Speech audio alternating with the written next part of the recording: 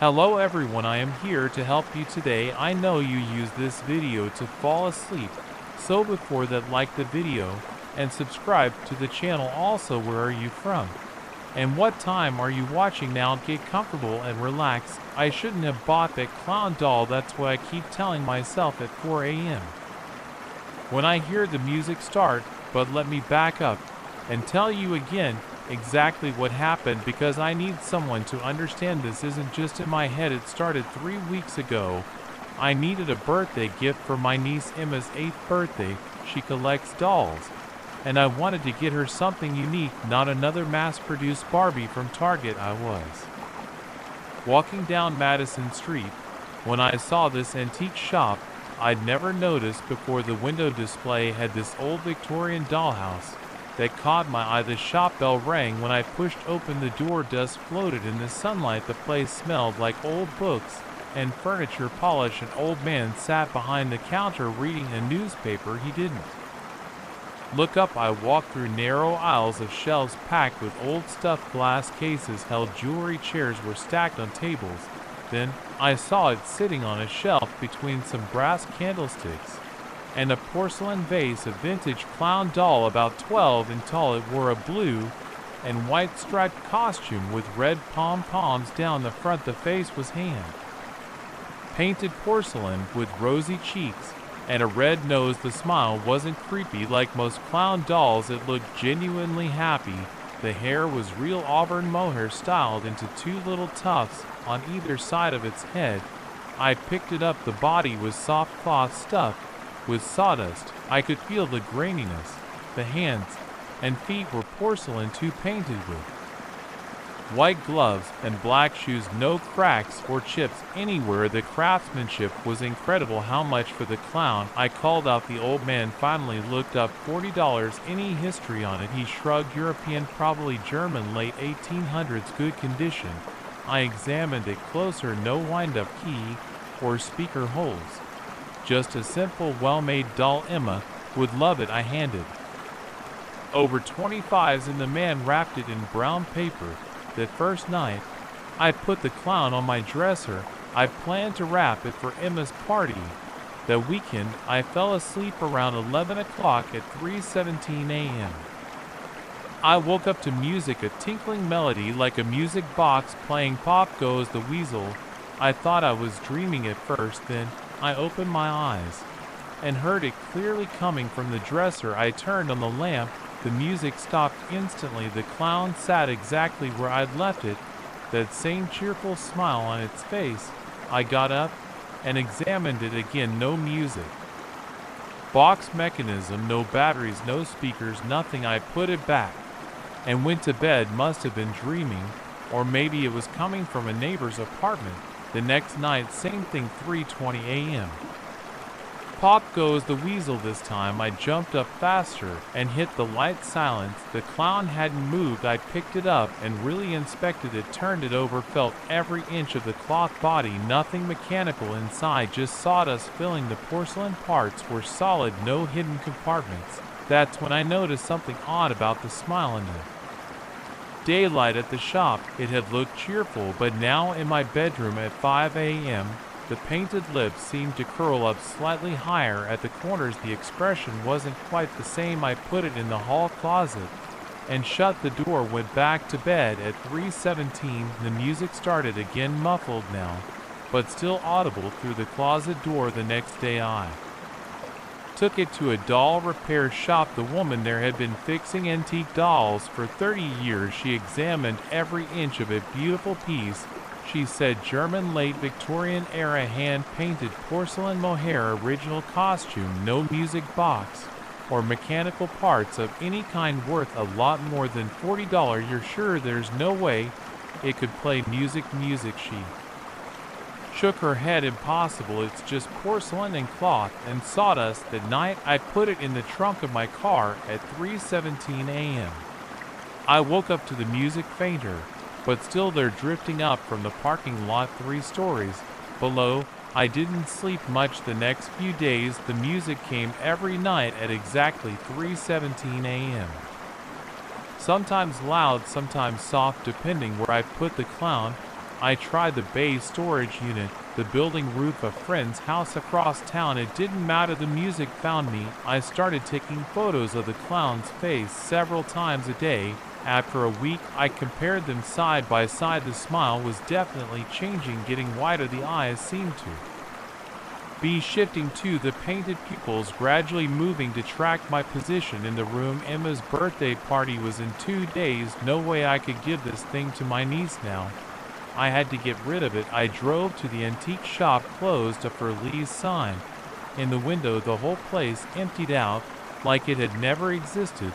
I tried destroying it, hit the porcelain head with a hammer, not a scratch. Tried burning it, the flames wouldn't touch it. Threw it in a dumpster. It was back on my dresser the next morning. That's when the music started coming at random times, not just 317 anymore. I'd be in the shower and hear it through the wall driving to work, and it would play through my car speakers sitting at my desk, and it would come from my computer, my phone, random people's phones around me. The facial changes accelerated too. The smile now stretches literally from ear to ear. The eyes follow me constantly. Sometimes, when I look quickly, I catch the head turned at an angle that wasn't it before. Last night, I woke up to the music at midnight. The clown was sitting on my chest, face inches from mine. The porcelain hands were pressed against my cheeks. The stuff inside didn't feel like sawdust anymore. It felt like muscle and bone shifting under the cloth.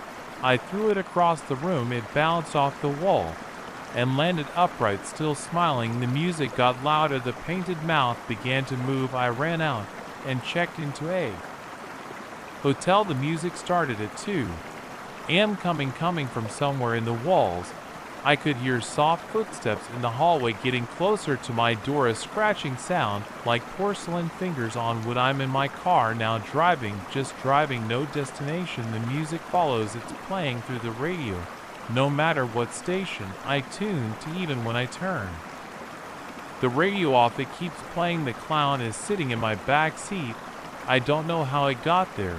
I can see it in the rearview mirror. The smile now wraps completely around its head. The eyes are solid black. The fingers are longer, jointed in too many places. The music is getting louder. The clown is moving. I can hear the soft scrape of porcelain on fabric as it crawls between the seats. The smell of sawdust fills the car. Cold fingers brush the back of my neck. I'm writing this on my phone while I drive. The music is deafening now. I can barely think. The clown is right behind my seat. I can feel its breath on my ear. Porcelain fingers are wrapping around my throat. I need someone to know what happened. Why they'll find my car wrapped around a tree or at the bottom of a lake. Why they'll find me with a porcelain-toothed smile stretched too wide across my face. Why they'll hear the faint notes of Pop Goes the Weasel at my funeral. Don't buy antique dolls, don't trust kind smiles. And if you hear music box music at 5:19 a.m., don't open your eyes. The clown is up on my shoulder now. Its mouth is opening. The music is screaming in my head. I can't. Message ends found on a phone recovered from a fatal single-car accident on Highway 16. The driver's body was never located. The only other item in the vehicle was an antique clown doll in perfect condition despite the crash. The doll was logged into evidence, but disappeared from the police storage facility 3 days later. Multiple officers reported hearing music box music in the evidence room at 3:20 a.m. the night it vanished. The case remains unsolved. Personal note: if you're reading this and you find a vintage clown doll in an antique shop on Madison Street, walk away. No matter how good the price is, no matter how kind its smile looks, just walk away. And if you happen to know my niece Emma, never tell her about any of this. Let her keep collecting her Barbies. Let her stay innocent about what dolls can do in the dark. The music is starting again. I have to go now. The first time I saw the light flicker in the sealed-off basement, I told myself it was just faulty wiring. Old hospitals have their quirks, even after renovations. But now, 4 weeks later, I'm sitting in my car outside Memorial General at 10:45. 6 p.m. gripping my flashlight so hard my knuckles hurt. I don't want to go in, but I need this job, and the night shift pays better than anything else I could get with my record. My name's Mike Reeves. I'm the night janitor here at Memorial General, working the 11 p.m. to 7 a.m. shift. Been doing it for about 2 months now. Ever since they finished the big renovation, the hospital needed a complete overhaul. After 40 years of use, they gutted most of the old wings, modernized everything, put in those fancy automated systems. But they left the basement alone, said it wasn't worth the cost to dig down there, just sealed it off instead. I pull myself out of the car. The November wind hits my face. My work boots crunch on the gravel of the employee lot. Security camera above the service entrance tracks my movement as I badge and the lock clicks. I'm inside. The night shift is always quiet up here on the ground floor.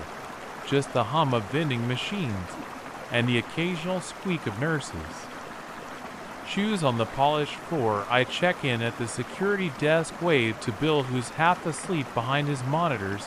He barely looks up from his crossword puzzle. All yours, Mike, he says. Same thing he says every night. I grab my cart from the supply closet. The wheels need oil. They squeak all the way down the hall. I start my usual routine: empty trash bins, mop floors, clean bathroom, check supply levels. I do the first floor first, then the second. Everything normal, everything quiet. But I can't stop thinking about the basement. It started 4 weeks ago. I was doing my rounds on the ground floor when I saw it through the small window in the basement access door. Just a quick flash of light from somewhere down the stairs, like someone turning on a flashlight for a second. But that's impossible. The basement sealed off has been since the renovation. The doors always locked, and I'm the only one with a key besides management.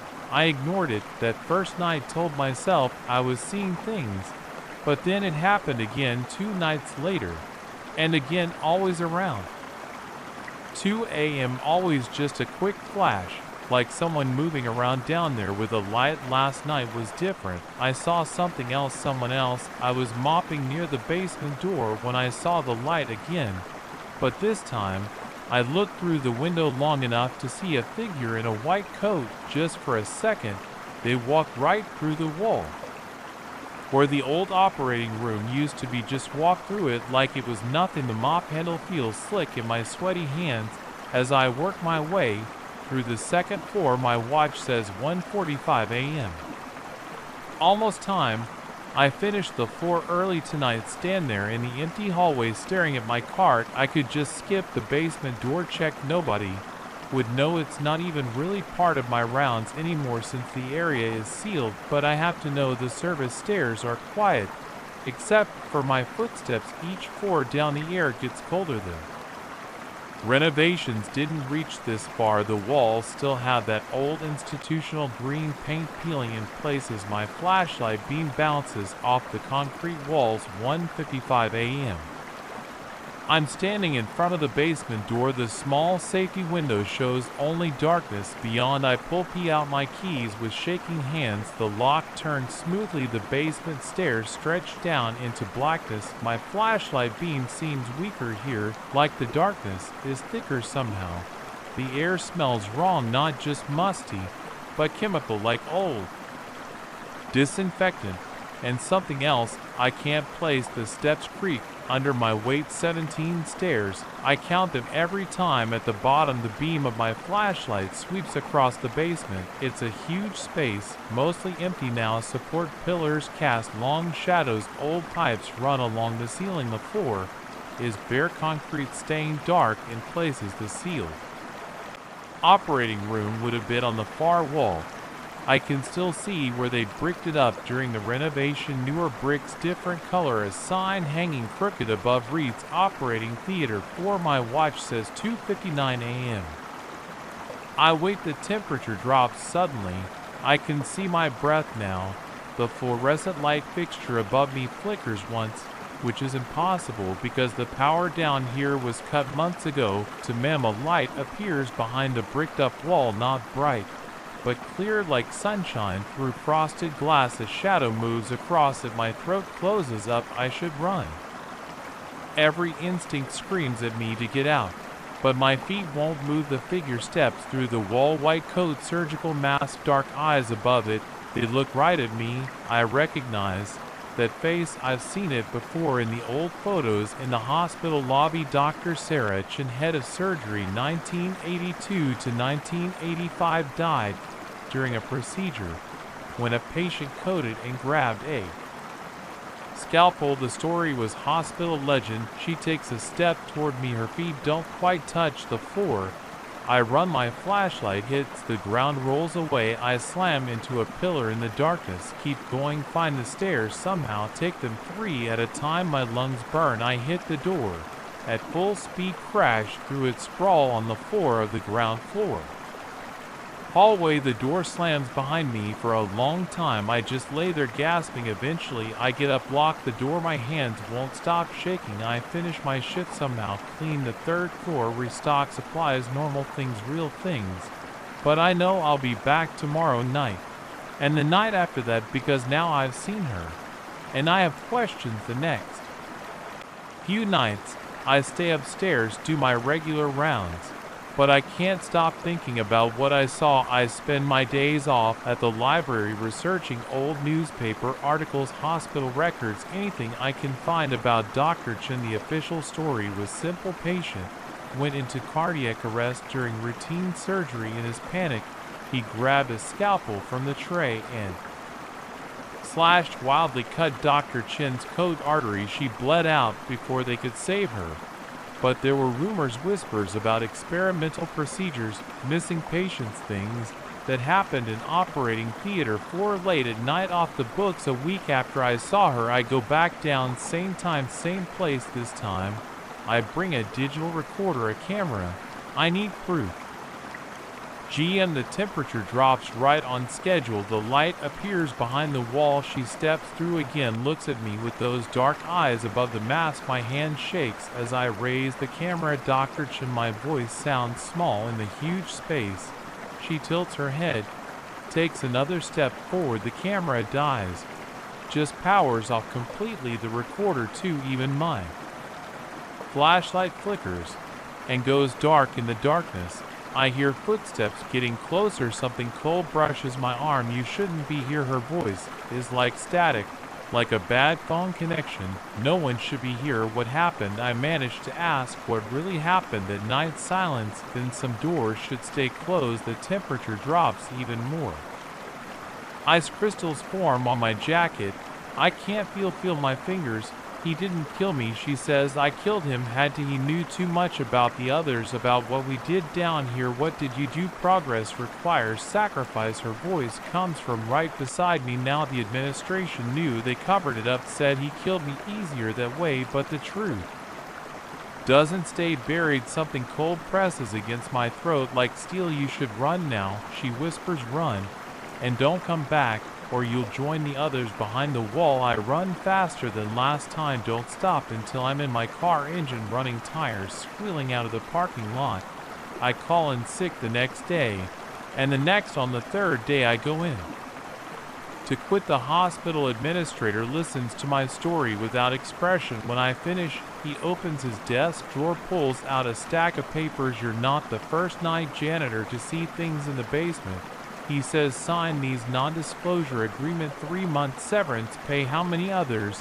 He doesn't answer, just slides the papers across the desk. I sign, take the money, walk out of Memorial General for the last time.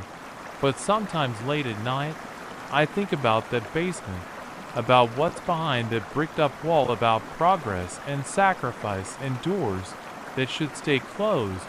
And I wonder about the lights that still flicker down there every night at 2 a.m. Wonder who else might see them. Wonder what happens when they don't run away, because the truth doesn't stay buried, not forever. And some hospitals have more than one kind of patient. I have a new job now, day shift at a warehouse across town. The pay is worse, but the only things in our basement are boxes and rats. But I keep the newspaper clippings, the Photos, the research somewhere in there is the truth about what really happened in Operating Theater 3. About Drive Chun and her experiments, about the others behind the wall. Maybe someday I'll be ready to look for it, to go back down those 17 steps and face what waits in the darkness. But not yet. For now I stay in the light, where the doors stay open, and the only footsteps I hear are my own. Sometimes though, when I drive past Memorial General at night, I look at the basement windows, and sometimes, just sometimes, I see a light flicker, see a shadow move past, and I drive faster, because some stories don't end just because you stop telling them. Some doors don't stay closed no matter how many bricks you use. And somewhere in the basement of Memorial General at 2 a.m. every night, Dr. Chin is still making her rounds, still seeking progress, still requiring sacrifice, still waiting for someone else to count those 19 steps down into the darkness. I just pray it won't be me. The first knock came at exactly 3:27 a.m. I know because I checked my phone when the sound jolted me awake. 3 hard pounds on my apartment door, like someone using their fist instead of knuckles. I waited in bed listening. Nothing, just the hum of the ancient radiator and distant traffic from the cobblestone streets of Old Town. I'd only moved into 44 Blackwood Street 2 days ago. The rent was suspiciously cheap for a historic district apartment, but I didn't ask questions after my divorce. I needed a fresh start and couldn't afford to be picky. The building was a narrow 4-story brownstone from the 1880s with high ceilings and creaky wooden floors. My unit was on the 3rd floor, a small 1-bedroom with warped windows and peeling wallpaper. The next night, the knocking started again, same time, 3:27 a.m. this time. I got up. The floorboards groaned under my feet as I approached the door. My hand shook as I reached for the handle. I looked through the peephole. The dim hallway was empty. I opened the door. Nobody there, just the flickering fluorescent light and the musty smell of old carpet. I asked Mrs. Chin from across the hall about it the next morning.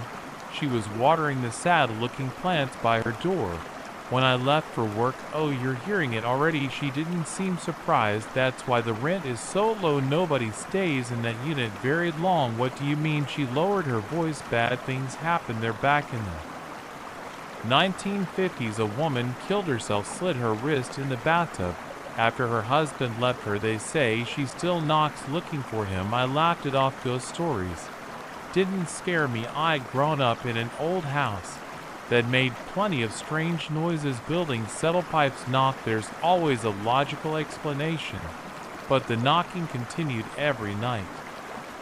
Always 3 pounds, always at 3:30 a.m. Always when I checked the hallway, there was no one there. After a week, dark circles formed under my eyes from lack of sleep. I started dreading sunset, knowing what was coming. I met other tenants. They all had stories. Mr. Rodriguez on the 2nd floor said he saw a woman in a white dress walking through his living room, while the college kids in the basement unit heard crying in their bathroom at night. Old Mr. Peterson, on to talk about what he'd seen, just shook his head and hurried inside. When I asked, I installed a security camera facing my door. The footage showed nothing when the knocking happened, just an empty hallway. I checked the building's history at the local library. In 1952, Margaret Collins, age 32, was found dead in apartment 3B, my unit. Her husband had run off with his secretary. She left a note: "I'll wait for you to come home, James. I'll wait forever." The knocking got louder. Sometimes it was accompanied by scratching sounds, like fingernails dragging across the wood. I tried sleeping with earplugs. They didn't help. I could feel the vibrations in my chest. When the pounding started one night about 4 weeks after moving in, something changed. The knocking came as usual at 3:27 a.m. But this time, when I looked through the peephole, I saw her, a woman in a faded blue dress, her dark hair hanging in her face. Her skin was gray, almost translucent. She raised her head and looked directly at the peephole. Her eyes were black holes. I stumbled backward, my heart hammering. The door handle started turning on its own. I watched paralyzed as it slowly rotated. The door remained locked, but I could hear her voice now muffled through the wood. James, why did you leave me? James, please come home. My name isn't James. The first tried to say this, but my throat was too dry. The temperature in the apartment dropped. I could see my breath. The lights flickered. I've been so lonely. James, so cold. Let me in. The door shuddered in its frame. The knocking became a furious pounding that echoed through my skull. Pictures fell off the walls. A glass of water on my nightstand shattered. I ran to the bathroom and locked myself inside. The pounding followed me. It was coming from all directions now. The walls, the ceiling, the floor, the mirror cracked. Water began pouring from the faucet and tub spout on its own, steaming hot. In seconds the room filled with fog. Through the steam I saw writing appear on the mirror. I'll never let you leave again. The shower curtain whipped back. There she was standing in my tub. Her wrists were slashed open, dark liquid dripping onto the white porcelain. She reached for me with gray fingers. I broke through the bathroom door and ran down 3 flights of stairs, taking them 2 at a time out into the street in just my t-shirt and boxers. The cold night air hit my lungs like needles. I didn't stop running until I reached the 24-hour diner 6 blocks away. I never went back to the apartment, left all my stuff there. The landlord kept my security deposit, but I didn't care. I moved to a modern building across town with key card entry and security cameras. No history, no ghosts, but sometimes when I wake up at night, I check my phone. If it's 3:27 a.m., I hold my breath and listen. So far there's been no knocking, but I know she's still there in that old brownstone, waiting not for me, for Jane. She'll wait forever, just like she promised. A week after I moved out, I ran into Mrs. Chen at the grocery store. She told me someone new had already rented my old unit. A middle-aged man, recently divorced. His name was James. The first thought about warning him, but what would I say? That his dead namesake's wife was waiting for him, that she'd mistake him for her long-lost husband, that she'd never let him leave. I said nothing, just nodded and walked away. That night at 3:30 a.m. I lay awake in my new apartment, wondering if she'd found what she was looking for, if she'd finally stopped knocking. I never found out what happened to the new James. The first drove by the building once. Months later his name wasn't on the mailbox anymore. The unit was empty again. The rent sign was back in the window, still suspiciously cheap. Sometimes I think about Margaret Collins, trapped in that loop of abandonment and desperate longing, knocking on doors for 70 years, searching for a man who never came home. I wonder if she knows he's long dead, if she cares, or if in her endless vigil time has lost all meaning. I don't believe in ghosts, not really, but I believe in grief and loss, in the way pain can echo through decades, like knocking in an empty hallway. I believe in the things we leave behind, the promises we break, the holes we tear in other people's lives. And I believe that at 3:27 a.m. in an old brownstone on Blackwood Street, a woman still waits for her husband to return, still knocks on doors that never open, still searches for a love that abandoned her. Just don't make the mistake I did. Don't open that door, don't answer that knock. Some stories don't have happy endings. Some residents never leave, and some apartments stay vacant for a reason. The rent is cheap on Blackwood Street, but the cost, that's another matter entirely. Something is wrong with this house. I know that now. What I found in that chest changed everything. The footsteps I hear at night aren't my imagination, they're real. And they're getting closer. But I should start at the beginning. I moved in 3 weeks ago. The rent was cheap, too cheap for a 3-bedroom Victorian in this neighborhood. The realtor gave me some story about the previous tenant breaking the lease early and the owner wanting to fill it quickly. I didn't ask questions. I should have. The first week was normal. I unpacked my stuff, started my remote work routine, ordered furniture online, standard moving stuff. The house had some quartz creaky floorboards, drafty windows, that musty smell old houses get nothing I couldn't handle. Then last Saturday I decided to tackle the attic. The realtor mentioned I could use it for storage, but warned it needed cleaning. She wasn't kidding. The space was a mess, dust everywhere, cobwebs in every corner, old newspapers scattered around. The afternoon sun came through a small round window, lighting up the dust particles floating in the air. I found the chest pushed against the far wall, half hidden behind some old cardboard boxes. It was made of dark wood, about 2 feet wide and maybe 18 in tall, brass fittings on the corners heavy. A sturdy padlock held it shut. The lock looked old, covered in rust. I tried picking it with a paper clip, a skill I learned during my misspent youth. No luck. I went downstairs, grabbed my toolbox, and came back with a hammer and crowbar. The lock broke after a few solid hits. The chest's hinges creaked. When I opened it, inside I found 2 bundles. The first was a stack of black and white photographs tied with twine.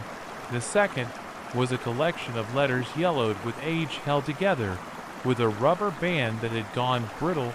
I sat cross-legged on the dusty floor and started with the photos. The first showed the house, my house, but newer. The paint looked fresh. The garden, well maintained. A woman stood on the porch wearing a dress that looked like it was from the 1950s.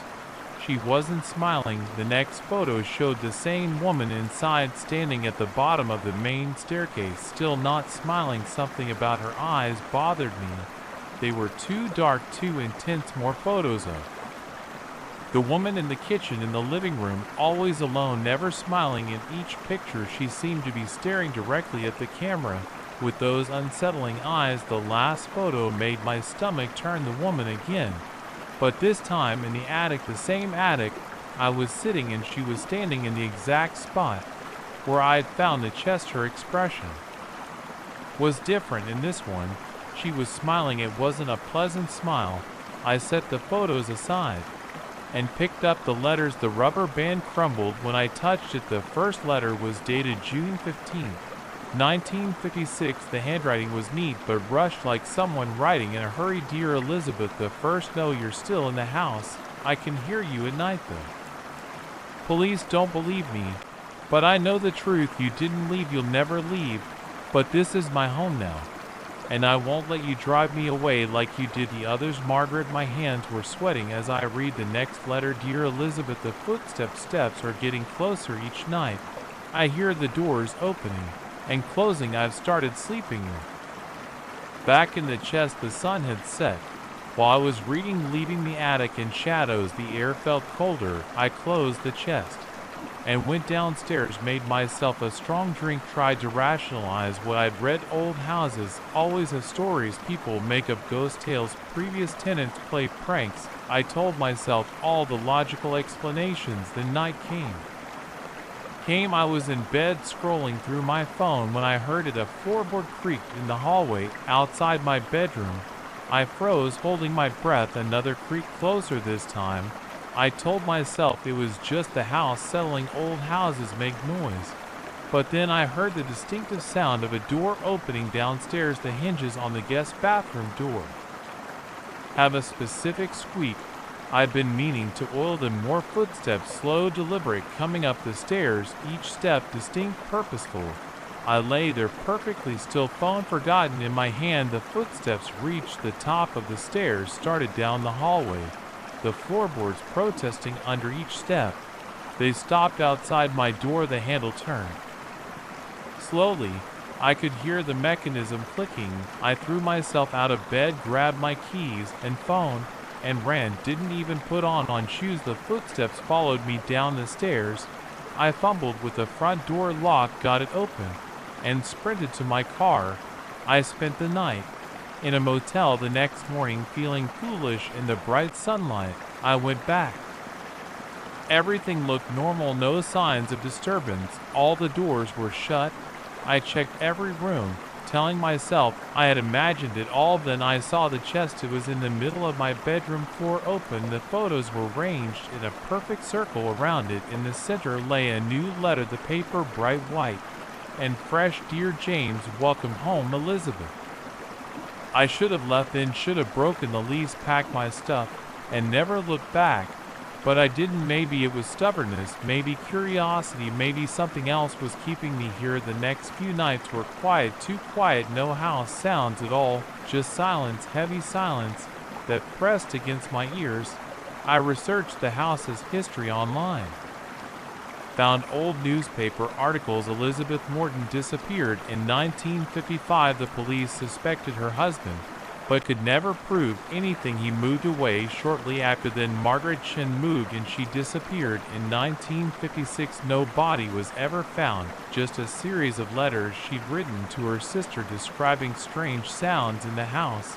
At night more tenants came and left quickly after that. None stayed longer than 6 months. The house stood empty for long stretches between renters. Last night the footsteps came back. I was in the kitchen making dinner. The first step creaked above my head in the attic. I stopped chopping vegetables, knife frozen in my hand. More footsteps crossing the attic floor, then on the stairs leading down, slow, regular, getting closer. I gripped the knife tighter. My palms were sweaty. The steps reached the second floor, started down the main stairs. I could hear each individual board grin under the weight. I should have run, should have dropped the knife and bolted for the door. But I didn't. I stood there waiting. The footsteps reached the bottom of the stairs, turned toward the kitchen. My heart was pounding so hard I could feel it in my throat. The steps entered the kitchen behind me. I could feel the presence. The air got colder. I turned around. She looked exactly like the photos. The dress, the dark eyes, that smile. "Hello, James," she said. Her voice was like dry leaves scraping across concrete. "I've been waiting for you. I'm writing this now from my car parked outside a coffee shop. My hands are still shaking. I can't go back to the house, but I know I have to. My things are there. My life is there. And somehow, I know she's waiting. She's always been waiting." The chest, the photos, the letters, they weren't a warning. They were an invitation. I checked my phone. The sun is setting. It's time to go home. She's calling, and I'm going to answer. I should have left when I found the first footprints. That's what any sane person would have done. But I had a deadline, and the advance from the publisher was I stayed. Now I'm recording this on my phone because someone needs to know what happened here. It started 3 weeks ago. I'd rented this cabin in northern Maine to finish my book. No Wi-Fi, no distractions, just me, my laptop, and enough supplies for 2 months. The cabin sits alone on 50 acres of dense forest. The nearest neighbor is 5 miles away, and the dirt road to get here turns into mud when it rains. The first week was perfect. I wrote more in 7 days than I had in the previous month. The silence helped. No traffic noise, no people, no notifications, just the wind in the pines and occasional bird calls. Then I saw the footprints. I developed AR of walking the perimeter each morning, coffee in hand, clearing my head before writing. The ground was soft from recent rain. That Tuesday morning the prints circled the entire cabin. They weren't animal tracks. They were clearly human shoes, about a size 11. The tread sharp and clear in the mud. They hadn't been there the night before. I'd have noticed them during my evening smoke on the porch. I checked all the windows and doors. Everything was locked, untouched. Nothing was missing inside. I told myself it was probably a hunter who got lost and was looking for help. But why not knock? And why circle the cabin multiple times? The prints were gone the next morning, washed away by overnight rain. I almost convinced myself I'd imagined them, almost, but they came back 2 days later. Same pattern, circling the cabin. This time they stopped at each window like someone had stood there looking, and I called the property manager. Bill on the satellite phone. Reception was awful, but I got enough signal to ask if anyone else had access to the property. Just me. "And you got the keys?" He said something wrong. I told him about the footprints. There was a long pause. "Probably just hikers," he said finally. "Property backs up to state forest. They get lost sometimes at night. The prints weren't there when I went to bed." Another pause. "Want me to send the sheriff out?" I almost said yes. But what would I tell them? Someone walked around my cabin, but didn't do anything. I'd sound paranoid. No. I said, you're probably right about hikers. I'll put up some no trespassing signs. I hung up and immediately regretted it. The signs didn't help. The prints kept appearing every couple of days, always at night, always circling, always stopping at the windows. I started sleeping with a kitchen knife by the bed. I checked the locks obsessively. I kept the outside lights on all night, but they just created deep shadows in the trees where someone could hide. Then the whispering started the first time. I thought it was just the wind, a sound like my name, barely audible, coming through the bedroom window. But the air was dead still that night, no wind at all. I sat up in bed, straining to hear nothing. Then it came again. Michael, a whisper right outside the window. I grabbed the knife and flipped on the lights. Nothing there, just darkness beyond the glass. I didn't sleep that night or the next. The whispering came back every night after that, sometimes just my name, sometimes longer phrases I couldn't quite make out, always in the dead of night, always outside my window. I started recording on my phone, trying to capture the voice. The recordings picked up nothing but static. I was losing my mind. Had to be isolation playing tricks on me. But the footprints were real. I took pictures of those. A week after the whispering started, I found something new, scratches on the window glass, like someone had been trying to get in fresh ones. The exposed glass catching the morning light. They were at every window now. I called Bill again. I'm leaving. I told him something's not right here. The sheriff can be there in an hour, he said. He sounded worried now. I'll wait. I packed while I waited, throwing clothes and my laptop in my bag. The scratching started as I was zipping it up, a slow, deliberate sound of nails on glass. I spun around. A face was pressed against the window. I froze. It looked human, but wrong somehow. The skin was too pale, almost gray. The eyes were black hollows. It smiled at me with too many teeth. I ran, grabbed my bag and phone, sprinted for the door. It was already moving around the cabin faster than anything should be able to move. I fumbled with the lock's hand shaking me. Door burst open before I could unlock it. The thing stood there, still smiling up close.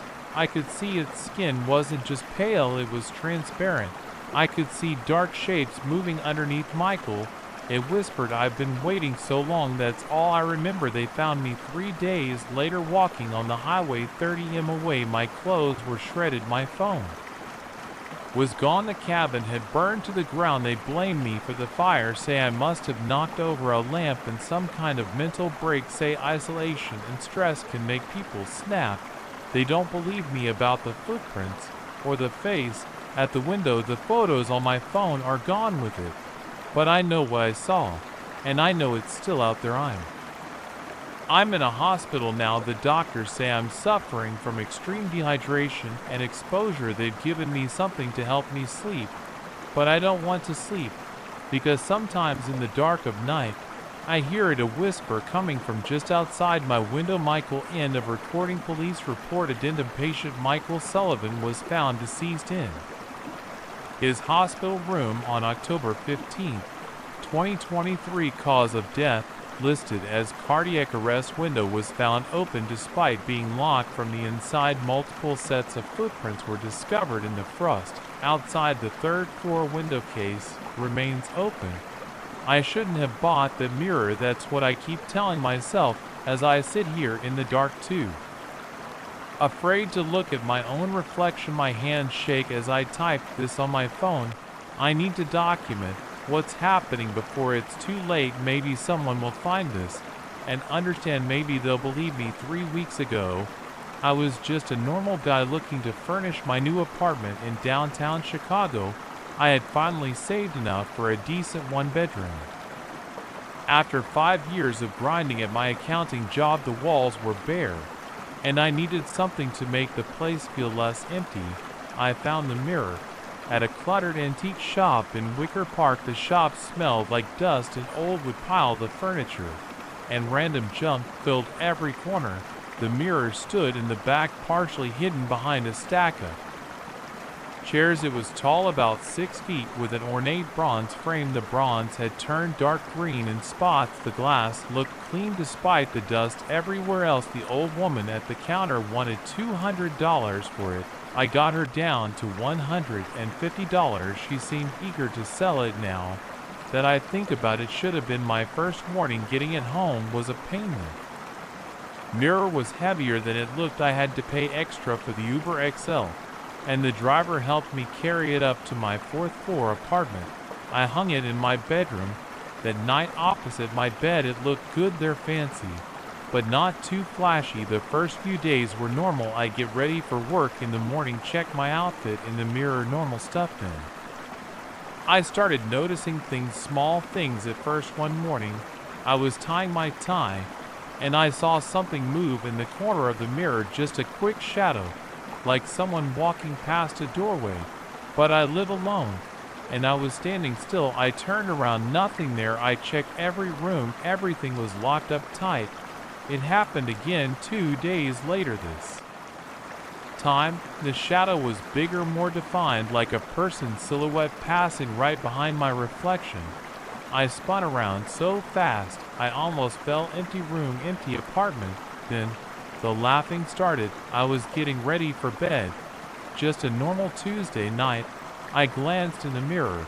While taking off my watch, a soft laugh echoed through the room, like someone trying not to be heard but failing. A woman's laugh, high-pitched and breathy. I froze. The sound came again, closer this time. It seemed to come from inside the mirror itself. I stared at my reflection. My face looked pale, eyes wide with fear. Behind me in the mirror, a shadow moved. The laugh came again, right next to my ear.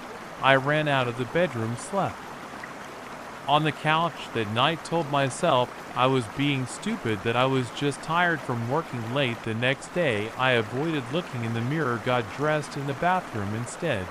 But that night, lying on the couch, I heard it again, the same soft laugh drifting out from my bedroom. I pulled the blanket over my head, like a kid hiding from monsters. I started sleeping at my girlfriend Sarah's place. Didn't tell her why, just said my apartment was being fumigated. She could tell something was wrong. Said I looked tired, jumpy. Asked if I was okay. I lied and blamed work stress. After a week of avoiding my own bedroom, I knew I had to face it. Couldn't keep sleeping on Sarah's couch forever. Had to deal with whatever was happening. I went back to my apartment on a Sunday morning. Figured daylight would make it less scary. Wrong. The bedroom was cold. When I walked in, the mirror looked normal, just showing my messy room. I stood in the doorway watching. Nothing moved, no sounds. I stepped closer. My reflection did the same. Another step, still normal. I was 4ft from the mirror when I saw it, a face peering over my reflected shoulder. A woman's face, pale white with dark hollow eyes and black hair hanging in wet strands. I couldn't move. My body felt frozen in place. The face smiled, showing too many teeth. The laugh came again, right behind me. But in the real world, I was alone. The woman existed only in the mirror. She raised one white hand and placed it on my reflection shoulder. I felt cold pressure on my actual shoulder. Fingers digging in. The laugh turned into a giggle, then a full cackle. I ran, grabbed my keys and phone, and ran out of the apartment. Spent the next 2 days in a hotel.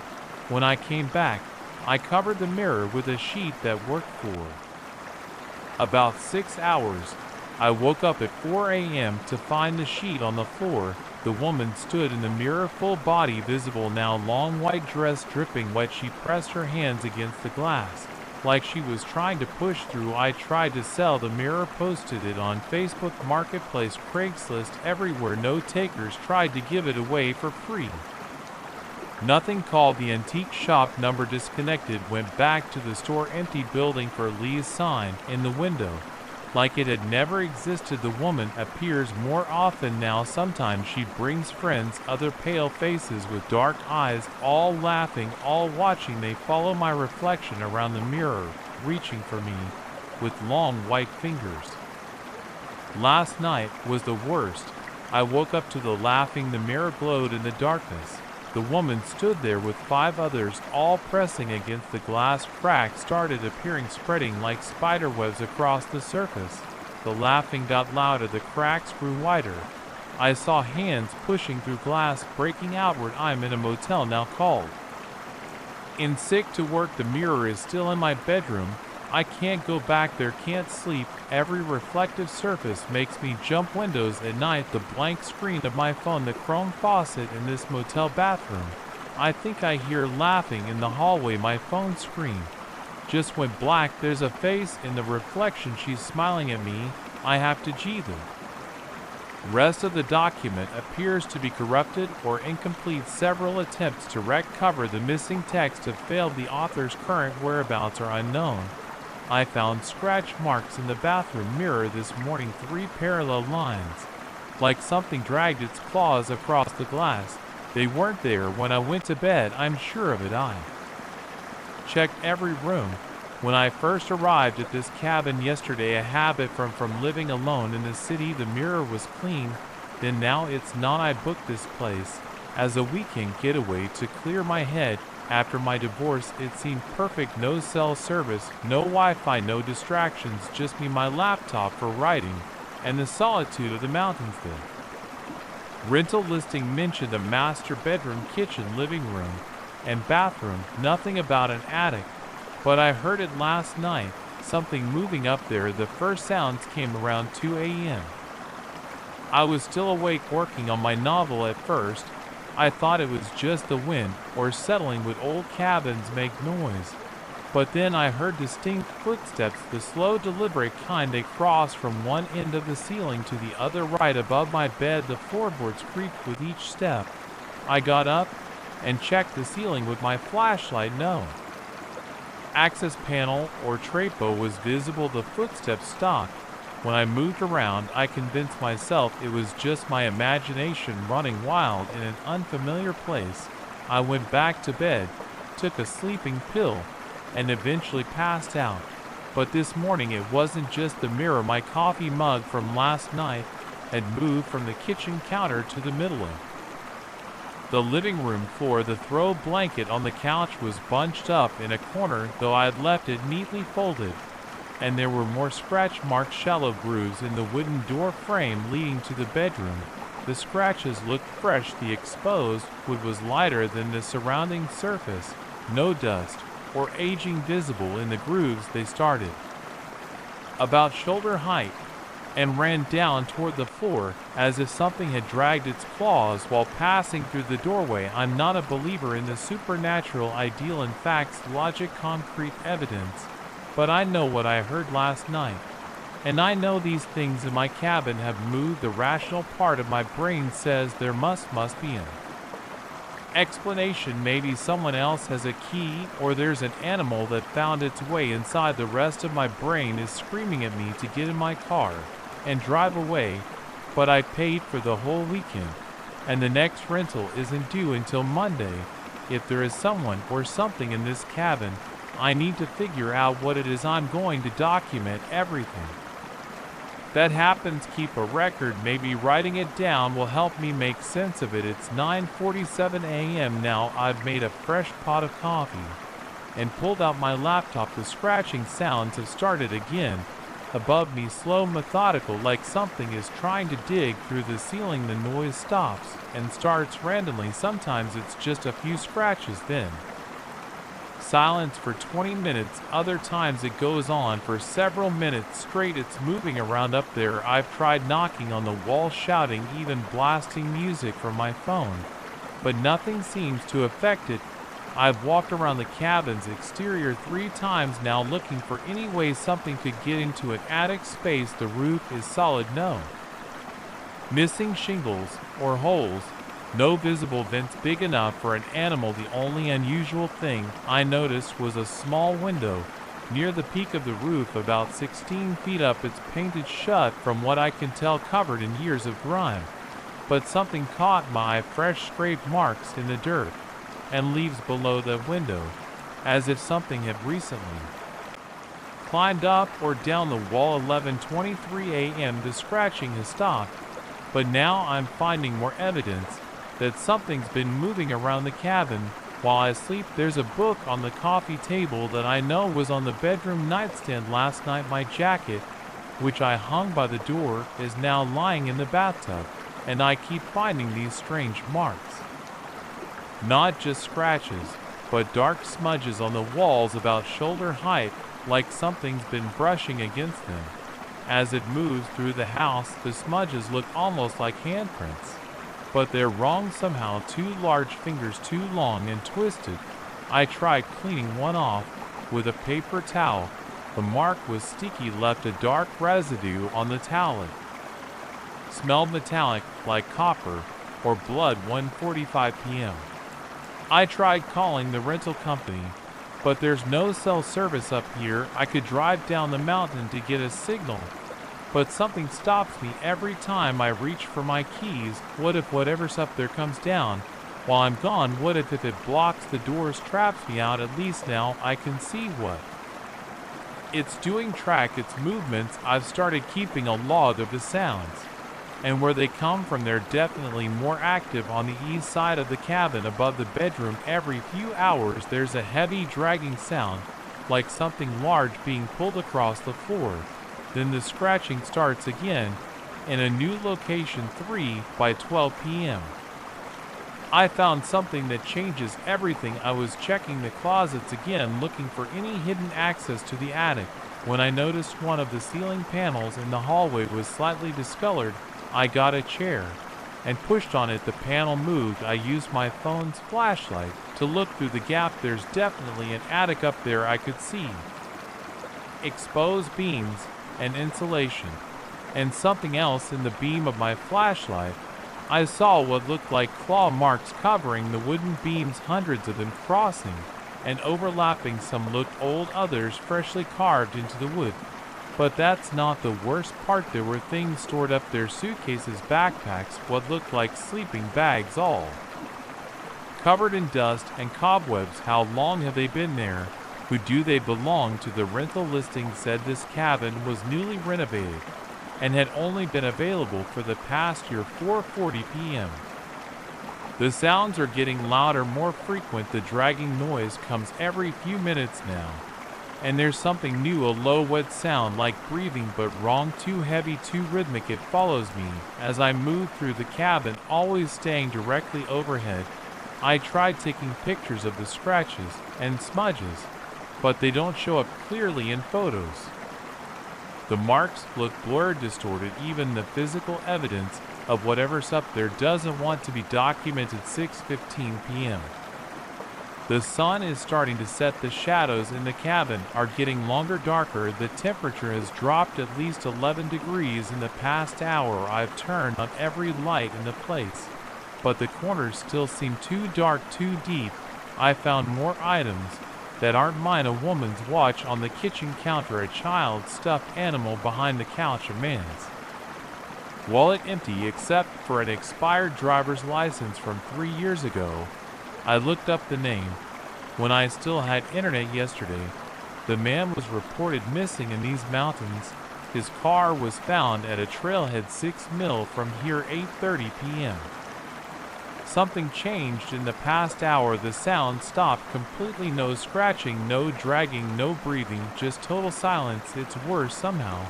The quiet feels heavy, expectant, like the moment before a storm breaks. I pushed furniture against the bedroom door, lined up kitchen knives on the nightstand. I have my car keys in my pocket, though I'm not sure I could make it to the vehicle if I needed to. The darkness outside is absolute. No moon, no stars visible through the clouds. 8:45 p.m.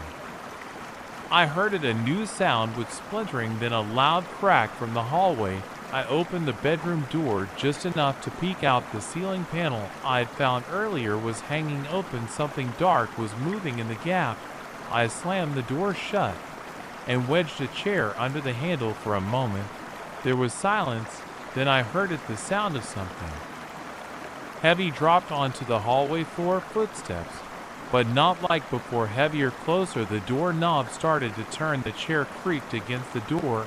I backed away, grabbing the largest knife from the nightstand. The scratching started again, but not on the ceiling this time. Right on the door, long slow scrapes of claws on wood. A voice came from the other side. It sounded almost human, but distorted, like someone trying to remember how to speak. It said my name, then it said other names I found later on missing persons reports from this area. Dozens of them whispered one after another. 9:30 p.m. The door is starting to splinter. The chair won't hold much longer. I can see something pushing through the gaps. Long dark fingers, too many joints, skin like wet leather. The smell is overwhelming now. Copper and rot and something else, something older. I'm typing this on my phone.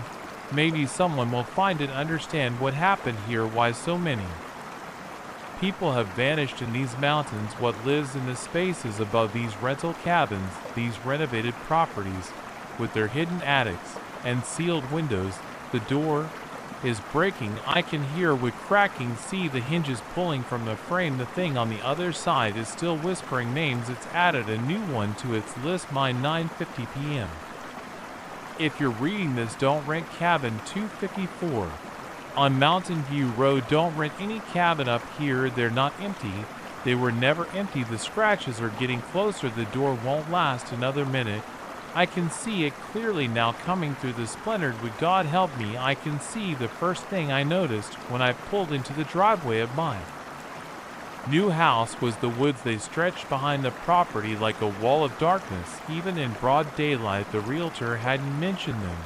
The listing photos must have been taken at angles that didn't show the forest. I killed the U-Haul's engine and sat there for a minute staring at the tree line. Something about it made my skin prickle. I had just started unloading boxes when I heard the shuffle of feet on gravel. An old man stood at the edge of my driveway leaning on a wooden cane. His face was weathered and his eyes had that cloudy look that some elderly people get, but they fixed on me with surprising intensity. You the new owner?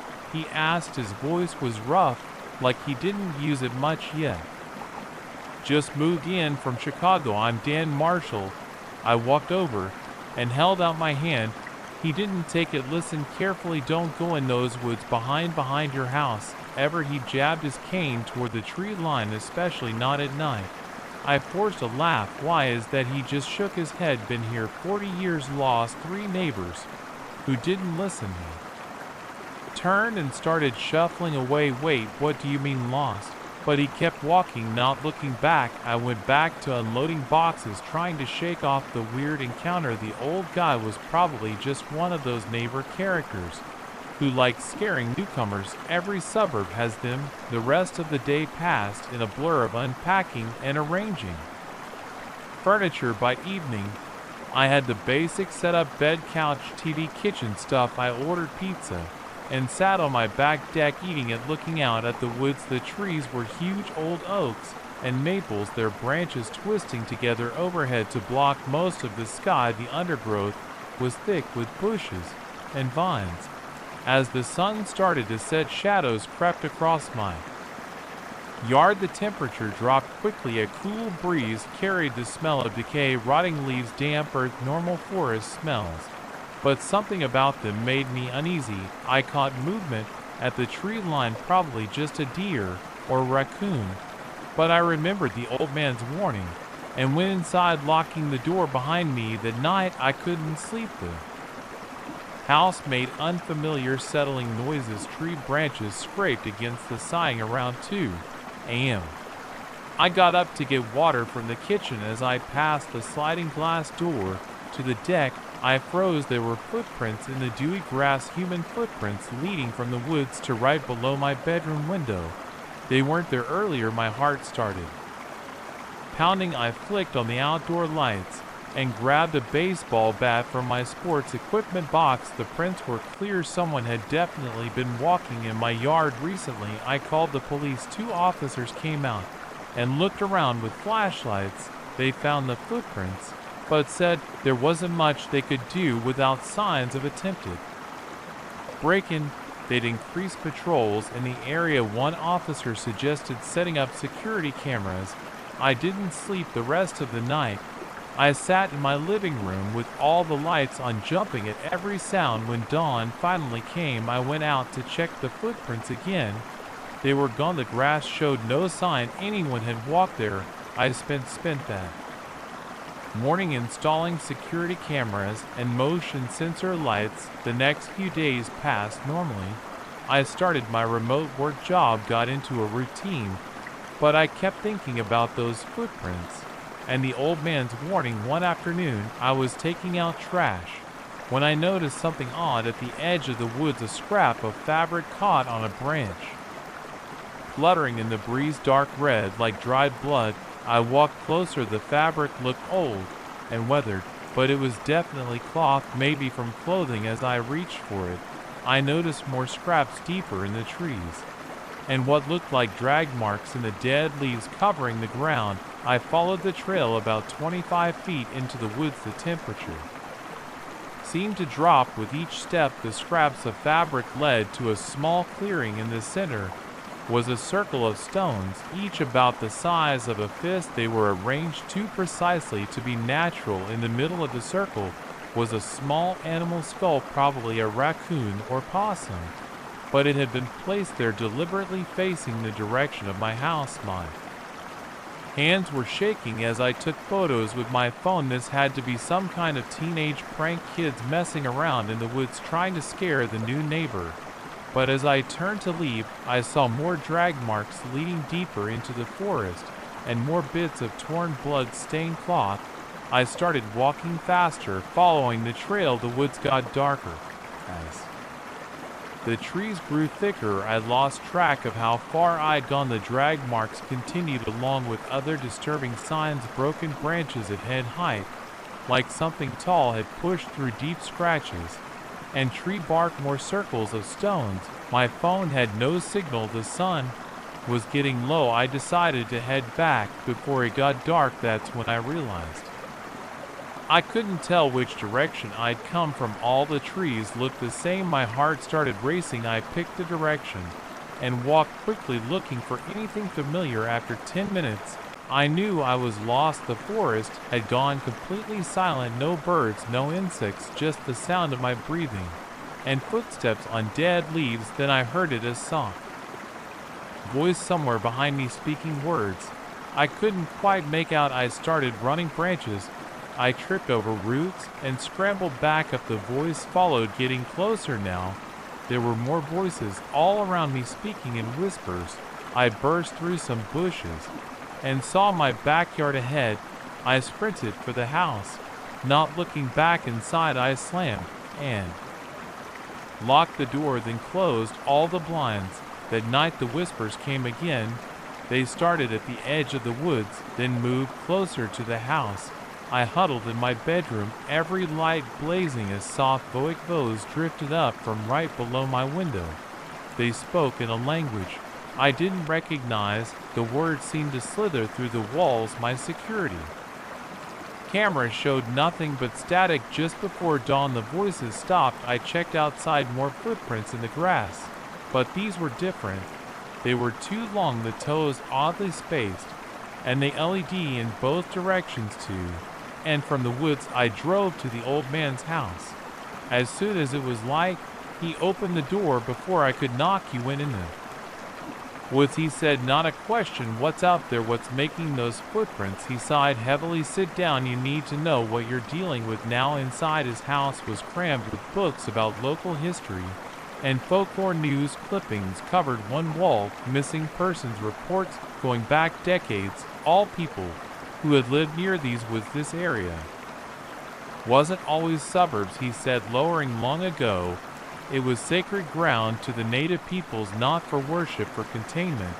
They built elaborate rituals to keep something trapped in the forest, something that was here before humans. What's something? They didn't have a name for it. Their stories just called it the hungry dark, a consciousness that lives in the spaces between trees. It feeds on human minds, first drawing them in with whispers and visions. Then he gestured at the missing persons reports. That's insane. I said, there has to be a rational explanation. 3 years ago, The Robertson family lived in your house. Their teenage son started hearing voices from the woods. He'd sleepwalk toward the trees.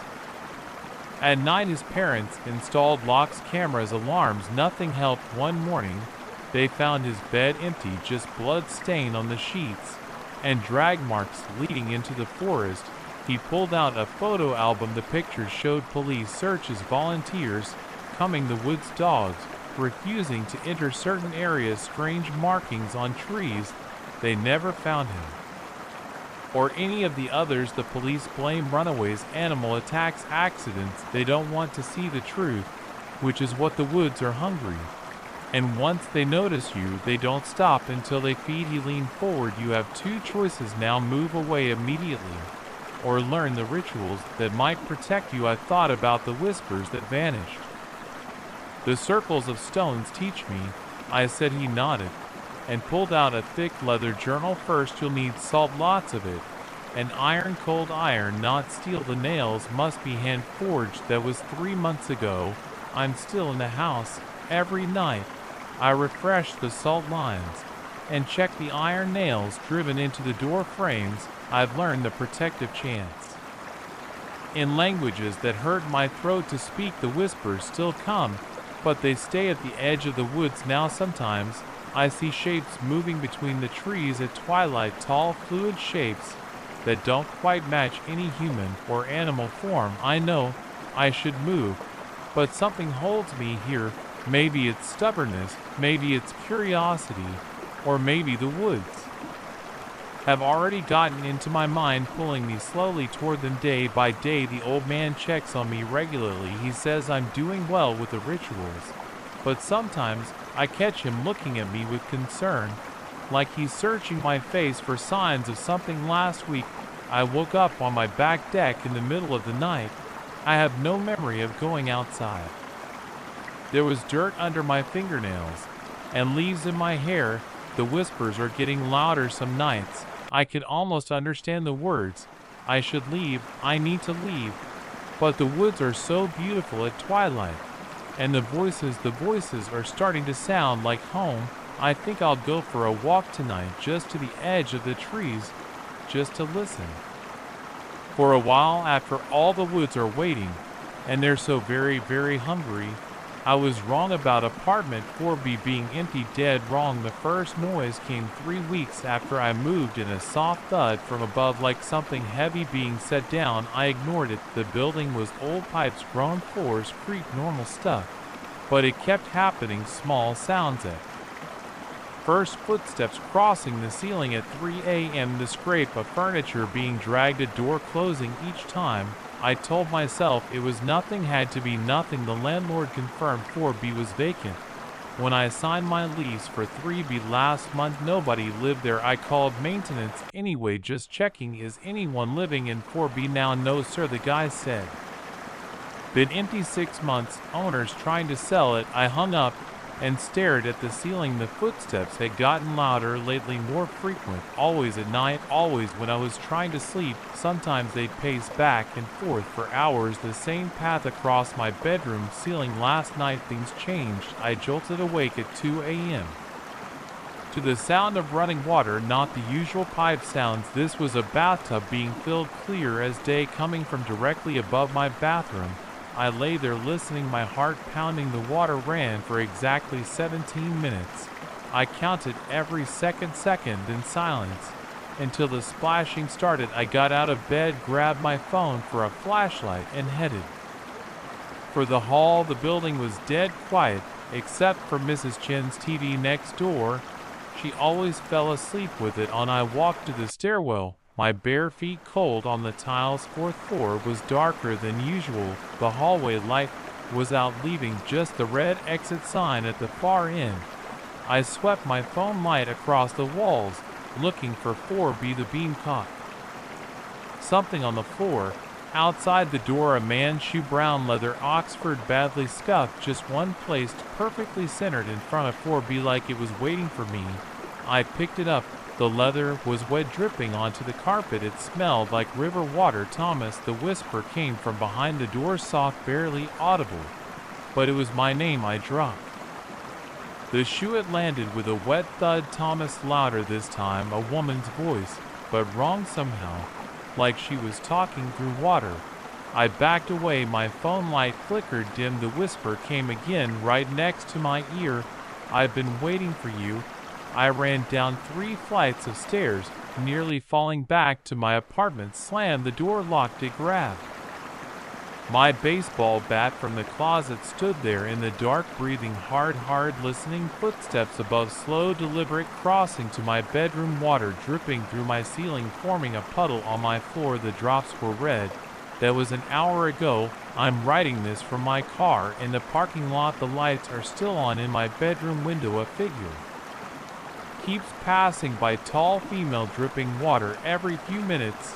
She presses her face against the glass and mouths my name. I'm not going back up there, but I know she'll find me eventually. They always do, the ones who drown in that bathtub, and they're always looking for company. The thing is, I remember the shoe I was wearing, its pair, the night Sarah died. The night I held her under the water until the bubbles stopped. The night I carried her body down 4 flights of stairs and into the river.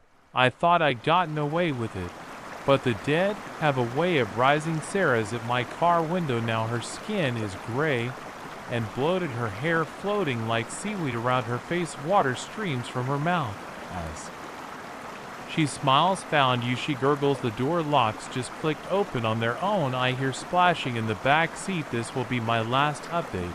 If you're reading this, stay away from apartment 4B. Some things should stay buried, some silences should never be broken.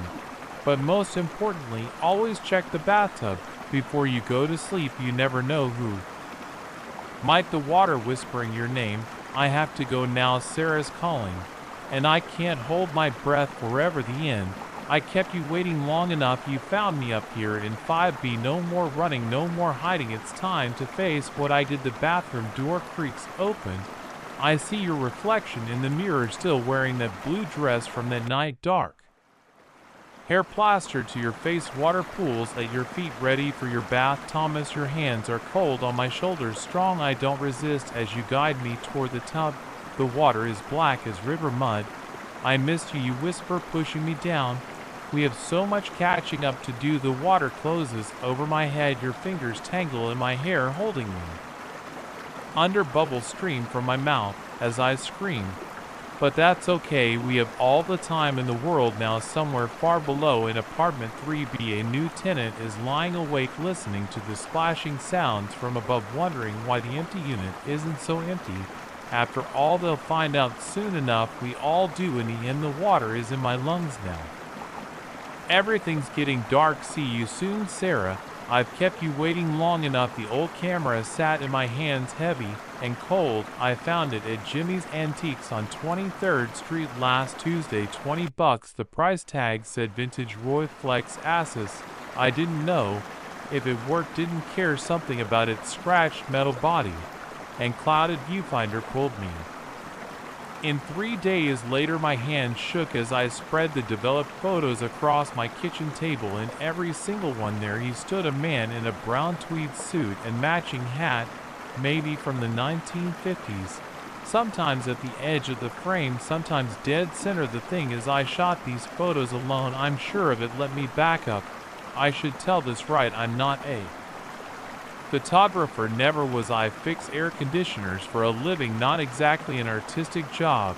But last week, walking past Jimmy's shop window, that camera caught my eye. It sat between a rusty toaster and some kid's baseball trophy covered in dust. I went inside without thinking. Jimmy, all liver spots and white stubble, barely looked up from his newspaper. Need something. The camera in the window. He shrugged. Works far as I know. Lady brought it in last month. Estate sale stuff. The price tag hung from a frayed string. $20 seemed like nothing for something that solid. The metal felt right in my hands, heavy, real, not like the plastic digital things everyone uses now. I'll take it, I said. At home, I found an old manual online. Spent 2 hours learning how to load the film. The mechanisms clicked in Word like they should. I bought 3 rolls of black and white film from that specialty camera shop downtown. The one that somehow stays in business Saturday morning. I took the camera out, clear sky, good light. I started in my neighborhood brownstones corner stores.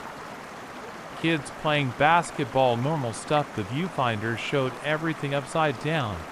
But I got used to it. Click, click, click. The weight of the camera felt good, professional. Each shot took time to line up to focus. No instant preview, no delete button, just the mechanical snap of the shutter. I walked for hours down to the river, through the park, up to the old industrial district with its empty warehouses. Shot whatever caught my eye: pigeons on power lines, rust patterns on metal doors, shadows of fire escapes. Used up all 3 rolls. The camera shop guy said they'd have the photos ready Tuesday. I hadn't shot film since I was a kid, forgot how you had to wait. Tuesday came, the prints felt thick in the envelope, good paper. I waited until I got home to look at them. The first photos showed my street, early morning, empty sidewalk, parked cars, nothing special except there he was standing by a fire hydrant, brown tweed suit, matching hat, pulled low, old style clothes, like from an old movie. Must be a coincidence, just some guy walking by. Second photo, the basketball court, kids playing, and they're between 2 teenagers going for a rebound. The same man, same suit, same hat, standing perfectly still. My hands started sweating. Photo after photo, the river, empty warehouse, coffee shop window, every single one had him, sometimes far back, sometimes right in front, always the same position, standing straight, arms at his sides, face shadow dark under that hat, grim. I remember taking these shots. I was alone most of the time. When other people were around, they moved blurred, but he was always sharp, perfect focus. The last photo made me drop the whole stack. It showed my kitchen through the viewfinder before I took the shot. Empty room, nang light through the window.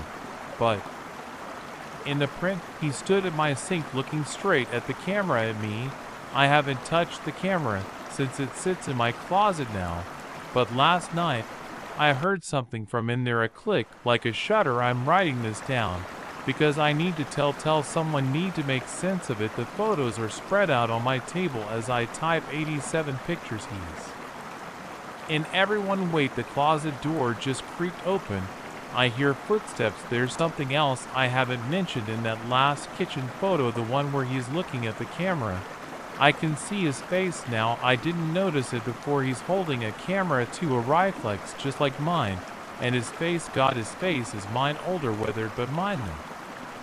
Footsteps are closer now, heavy shoes on hardwood. I smell something old, wool, maybe like a suit that's been in storage for decades. I don't want to turn around, but I have to know. Maybe he wants his camera back. 3 weeks have passed since I first wrote those words. Things have changed. I need to record what happened next, need to understand it myself. At night, when I heard the footsteps, I did turn around. The man, my older self, stood there in his tweed suit. He held up his camera, pointed at me. Click. I didn't run, couldn't. We stared at each other for a long time. His face was mine, but lined with years. I haven't lived yet. Eyes tired but intense. Finally, he spoke. His voice rasped like old paper. You bought the camera? I nodded. Good, my turn is done. Then he said, his roly flex on my table, the exact same camera, even the scratches matched. Your turn now. Turn for what. He sat heavily in my kitchen chair, took off his hat. His hair was gray, thinning like my father's before he died. To watch, he said, to record, to make sure things happen like they should. What things? He shook his head. You'll see when you take the pictures. Important moments, small things that matter. You have to be there, have to capture them. Why me? Because I was you, and now you're me. He stood up, straightened his jacket. The camera shows you where to go, what to photograph. Follow its pull. You'll understand how long until the next one comes, like it came for me. He walked to my door. Stop, don't fight it. The camera chose you like it chose me, like it chose the one before me. Then he was gone, left his camera behind. I didn't sleep that night, stared at the 2 identical cameras on my table. In the morning, the old one, his had vanished like he had, but mine remained, and it pulled at me. A tug in my mind, showing me places, moments, things I needed to photograph. The first one came 3 days later, a street corner downtown. The camera drew me there at exactly 8:47 a.m. I stood and waited, watched through the viewfinder. A woman rushed past late for work, maybe dropped her keys without noticing. I took the photo behind her. A man bent to pick them up, called out, ran to return them. 2 months later, I shot their wedding. That's how it goes now. The camera shows me where, when, what matters. Small moments that ripple outward. Lives connecting, changing. Sometimes it's simple things: a child finding a lost dog, a stranger helping with dropped groceries. Other times darker things: car accidents. I can't prevent fires, I can only document. I'm there for all of them, recording, watching, making sure they happen. The pictures don't show me anymore. I'm not the ghost in them now that was him, my future self, completing his watch. Now I stand outside the frame, observing, preserving. Some nights I stare at the camera and wonder how long, how many years, until I put on that tweed suit, until I find the next watcher and pass the camera on. The pull is stronger now more frequent. It wakes me at odd hours, shows me places across the city. Moments I can't miss. I've stopped fixing air conditioners, don't need money much anymore. The camera provides, leads me to what I need. My hair is graying at the temples, lines forming around my eyes. Time passes differently now, measured in photographs, not days. Sometimes I dream of him, my older self, standing in doorways, on street corners, watching me watch others, making sure I do my job. The camera sits beside me as I write. This heavy, cold waiting, it's pulling again, showing me somewhere I need to be, someone whose moment needs recording. I have to go now, have to watch, have to preserve. After all, that's what the camera chose me for, like it chose him, like it will choose another. Click. The knocking started on my first night at 3 a.m. 3 sharp raps against my door. I was awake, unpacking boxes. No one was there when I opened it. That was 2 weeks ago. Now I sit in my bed every night, staring at the door, waiting. The knocking comes like clockwork, always at 3 a.m. Always 3 knocks, always no one there. I found this place through a Craigslist ad. Historic boarding house, furnished rooms, utilities included, $600 month. The price was too good to pass up, especially in downtown Portland. The owner, Mr. Harris, met me out front.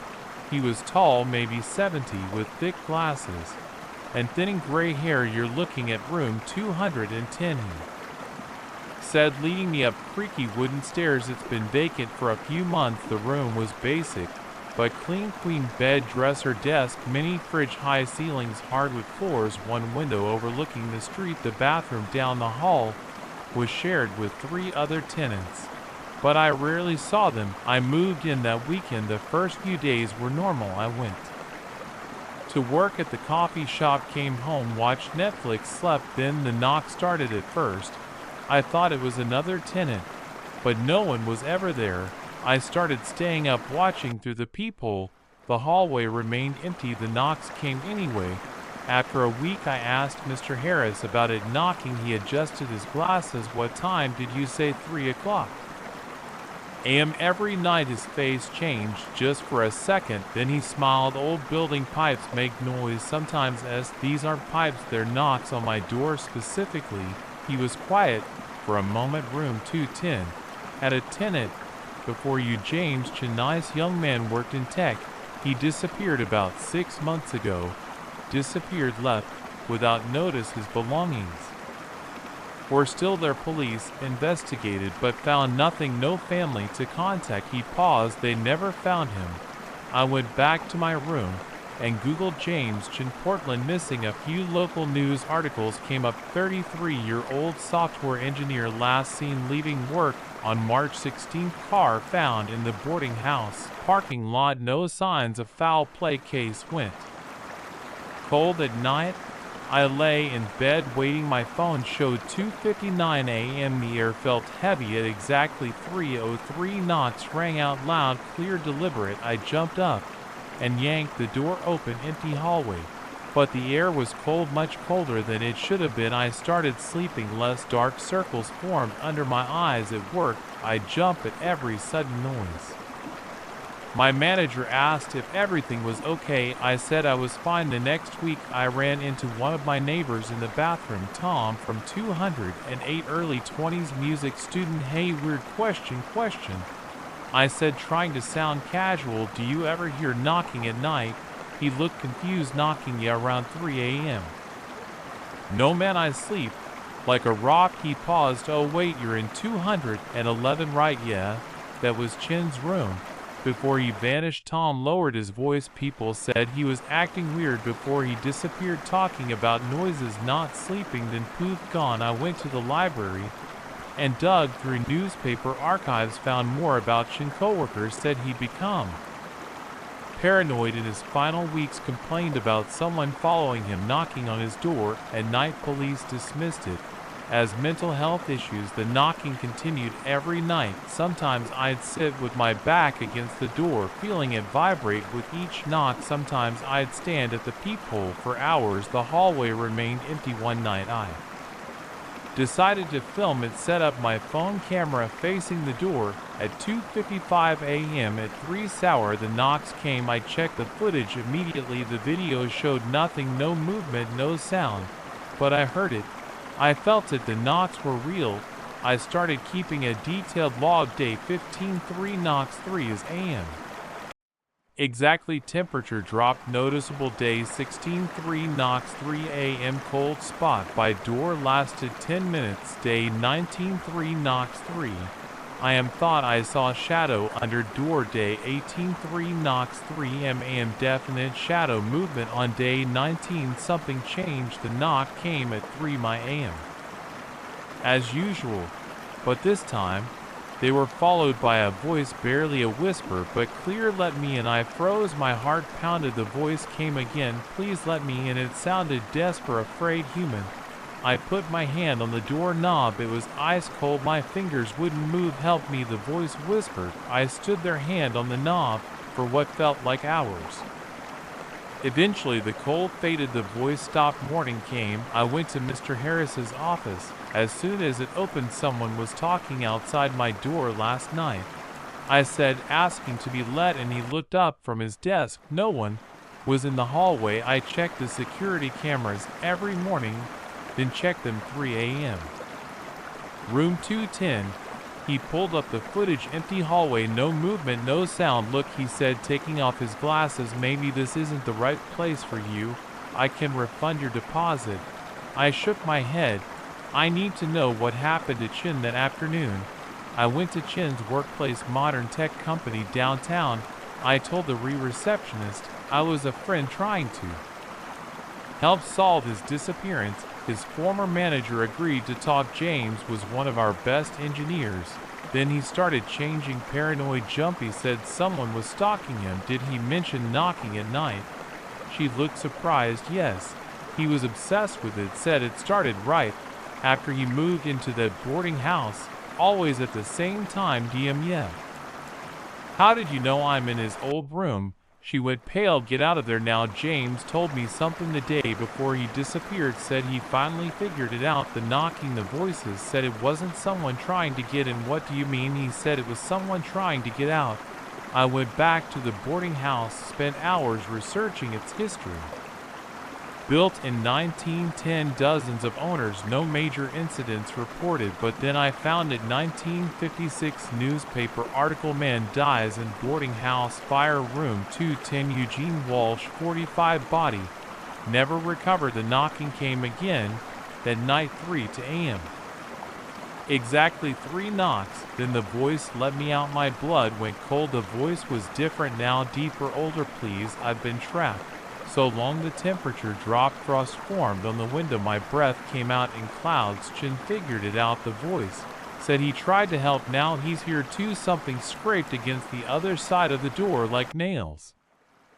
On would let us out. Multiple voices now, whispering, pleading, demanding. I grabbed my phone to call 911. No signal. The screen was iced over. The door shuttered. The knob turned slowly.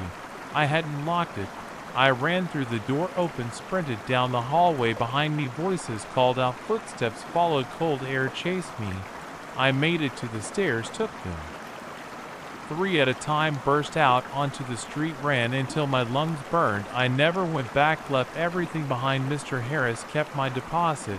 I didn't care. The police took my statement, but didn't believe me. They never searched the building, never found. Should I live across the country now? Different name, different life. But every night at 3 a.m. I wake up, listen for knocking, wonder about room 210, about all the others. Sometimes I dream about that last night, about the voices, about what I would have seen if I'd stayed in my dreams. They're still there, knocking, waiting, trapped behind a door that opens both ways. I check the news, sometimes looking for missing persons reports from that address. There's a new one every few months. The boarding house is still there, still renting rooms, still advertising on Craigslist. Room 210 is always available. The knocking continues every night at 3 a.m.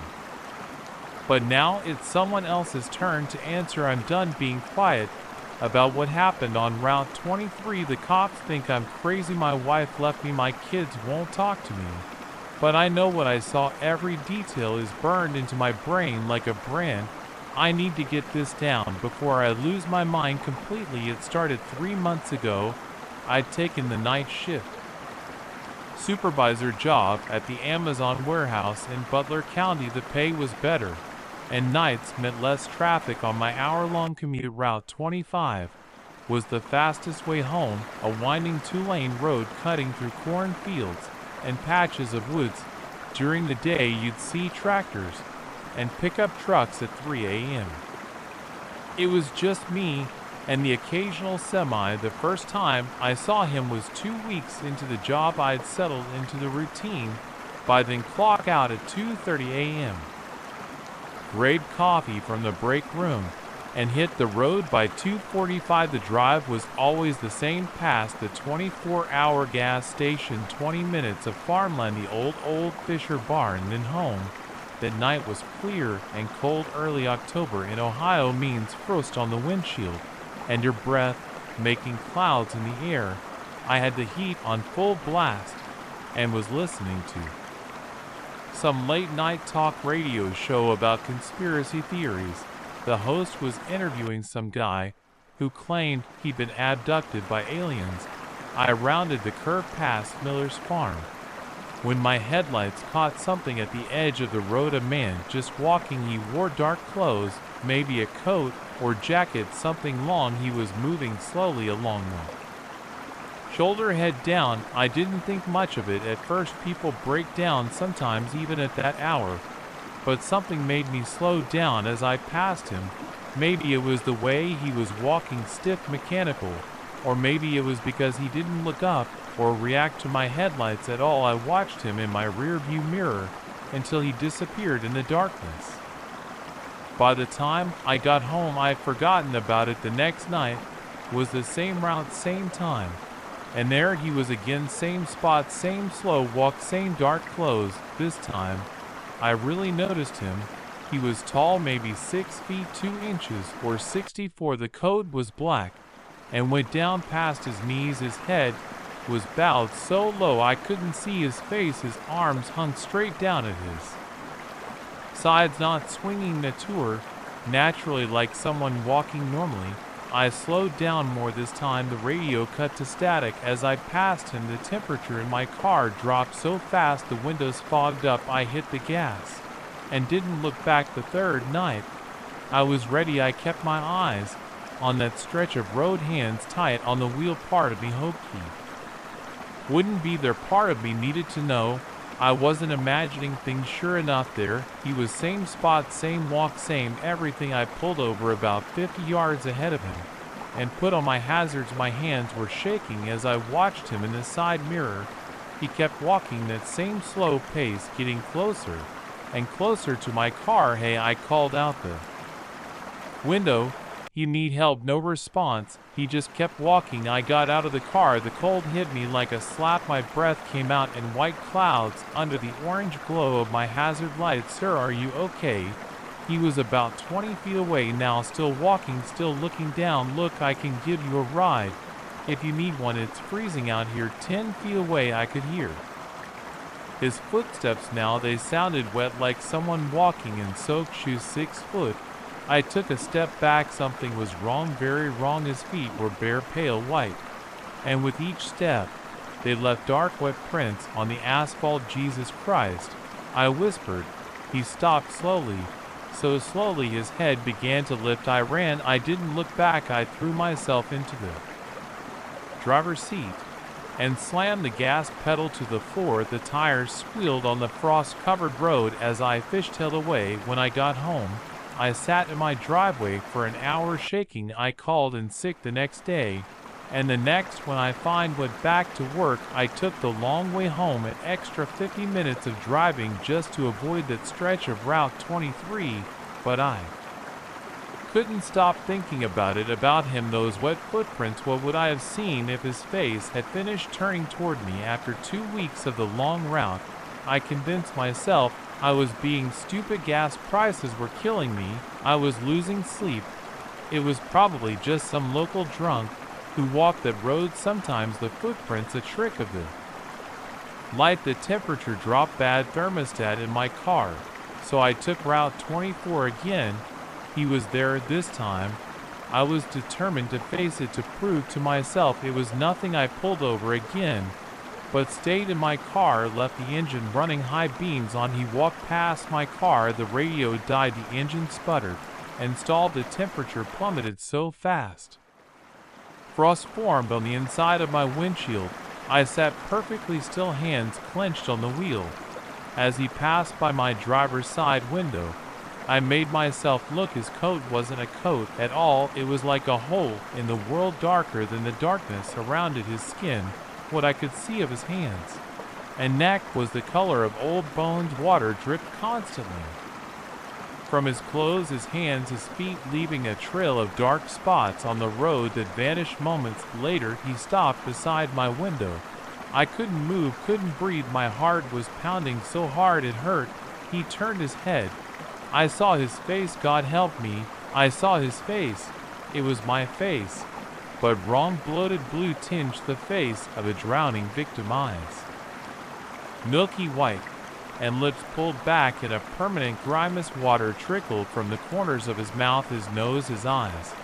I screamed. The sound seemed to trigger something. He flickered like a bad TV signal and vanished, just gone. All that was left was a single wet footprint on the asphalt beside my car. I sat there until dawn, engine dead, shivering in me cold. When the sun finally rose, I took pictures of the footprint with my phone. It was still there, still wet. Hours later, I measured it, size 11, my size. That was 2 months ago. I quit my job the next day, tried to tell the police, but they just wrote it off as stress or fatigue or someone playing pranks. I showed them the pictures, but they said they just looked like water spots on the road. My wife thought I was having a breakdown. Maybe I am. She took the kids to her sister's place last week, said she needed time to think. I've done research, talked to locals. Turns out there was an accident on that stretch of road 16 years ago. A man drove his car into Miller's Pond during a rainstorm. They found his body 3 days later. He was wearing a long black coat, size 11 shoes. I drive past Miller's Pond every day now, parked there. Sometimes the water is dark, and still sometimes I think I see something moving under the surface, something walking, waiting. I know what you're thinking, that I'm crazy, that I need help. Maybe you're right, but if you're ever driving Route 23 in Butler County, Ohio around 4 a.m., and you see a man walking, don't stop, don't get out of your car. And whatever you do, don't look at his face, because he'll show you how you die. I know what's waiting for me now. I see it every time I close my eyes. That pond, that cold dark water, my face bloated and blue, walking that endless road. It's only a matter of time. Last night I found wet footprints leading up to my front door, size 11. I wish I'd never helped Mike clean out that antique store. The doll sits on my dresser right now. It's staring at me.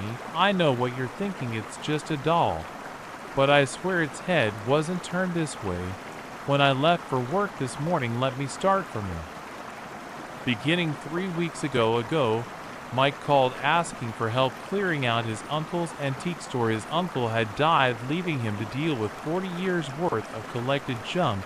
I had nothing better to do on a Saturday, so I agreed. The store sat in an old brick building downtown, paint peeled from the wooden door frame. The windows were so grimy you could barely see the dusty displays inside. A brass bell jangled when we walked in. The smell hit me first, musty and stale like old books mixed with mothballs. "Thanks for helping, Dan," Mike said, handing me a pair of work gloves. "This place is a mess." Uncle Ted was a hoarder.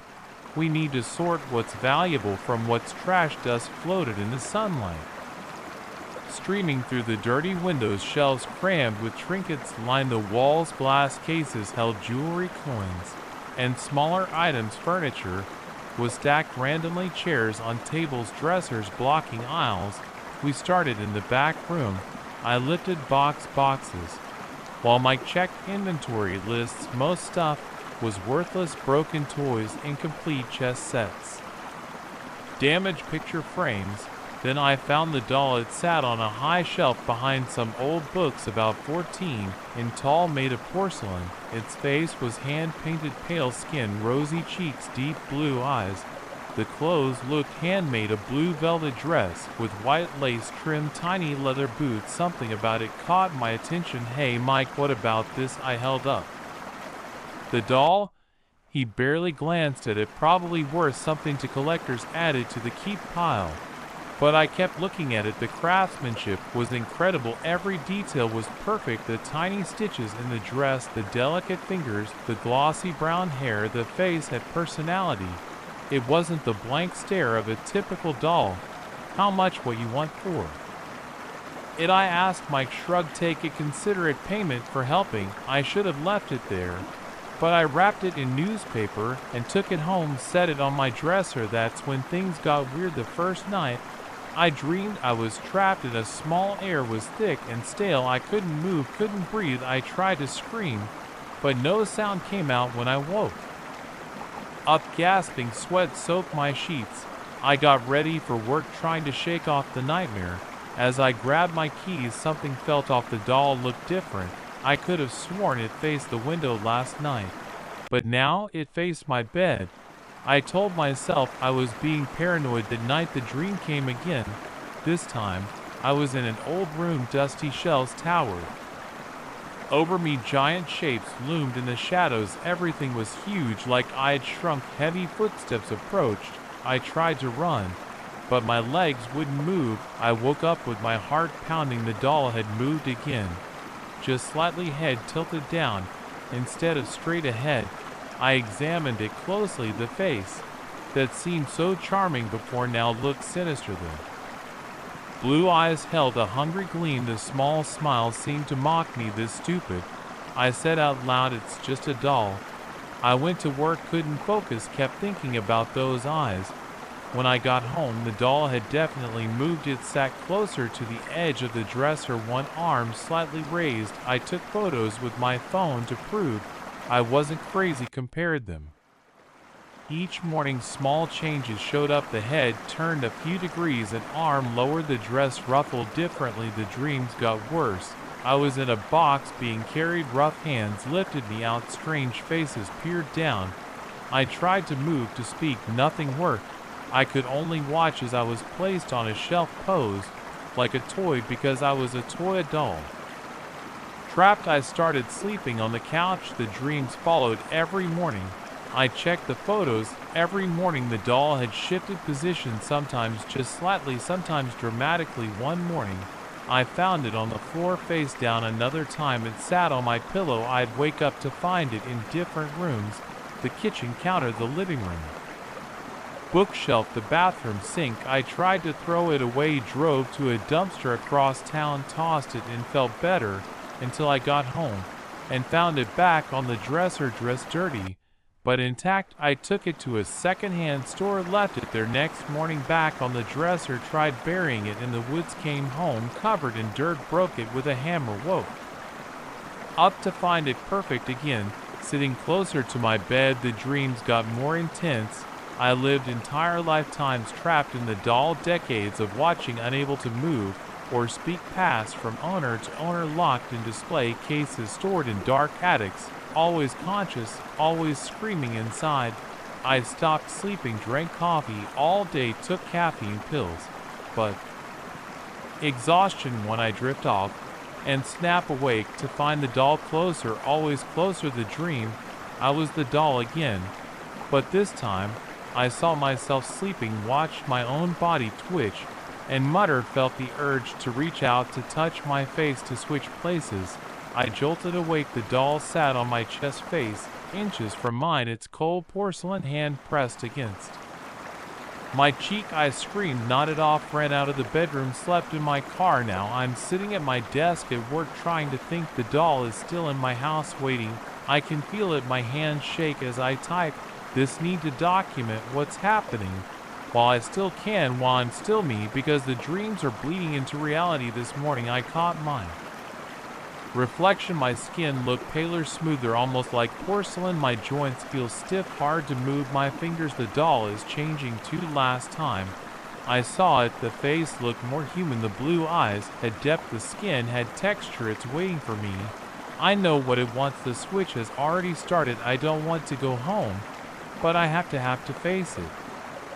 Maybe I can break the cycle, destroy it, completely burn it, dissolve it in acid.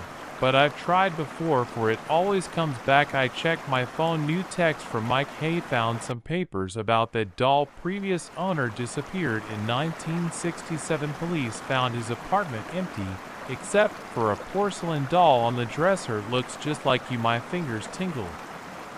Skin feels tight. I look at my hands. The knuckles are smooth, shiny. I have to go home now. The doll is calling. Soon I'll be free to sit on the dresser, free to wait. Someone will find me, someone will take me home, and the cycle will start again. But I won't be trapped anymore.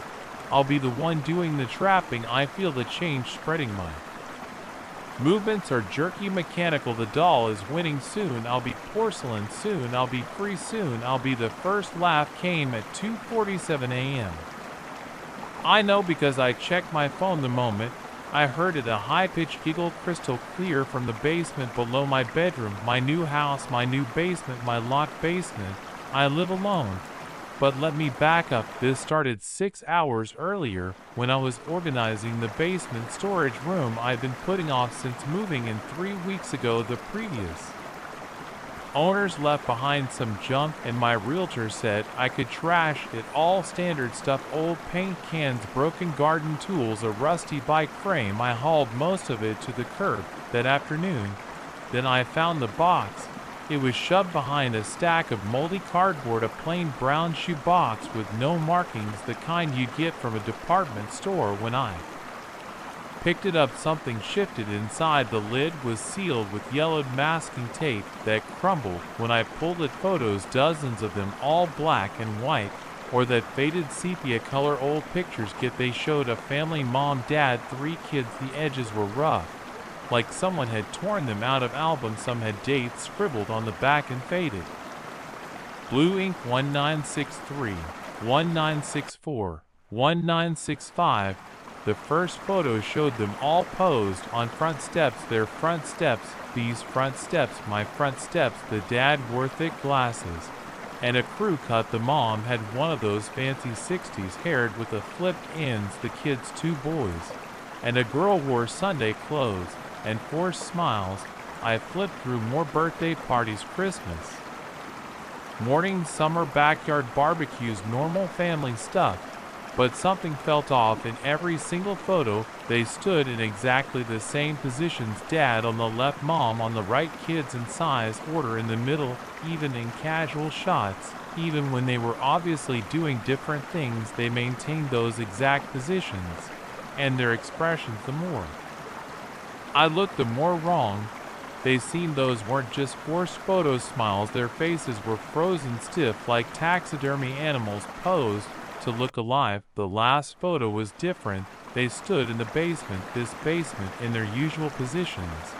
But the image was blurred, like whoever took it was shaking. And their faces were just smears of white, like someone had taken an eraser to them. I checked the back, no date, just 5 words. And different handwriting, don't let them hear you. I should have thrown the box away, should have burned it instead. I put it back exactly where I found it. And finished cleaning by 8 p.m.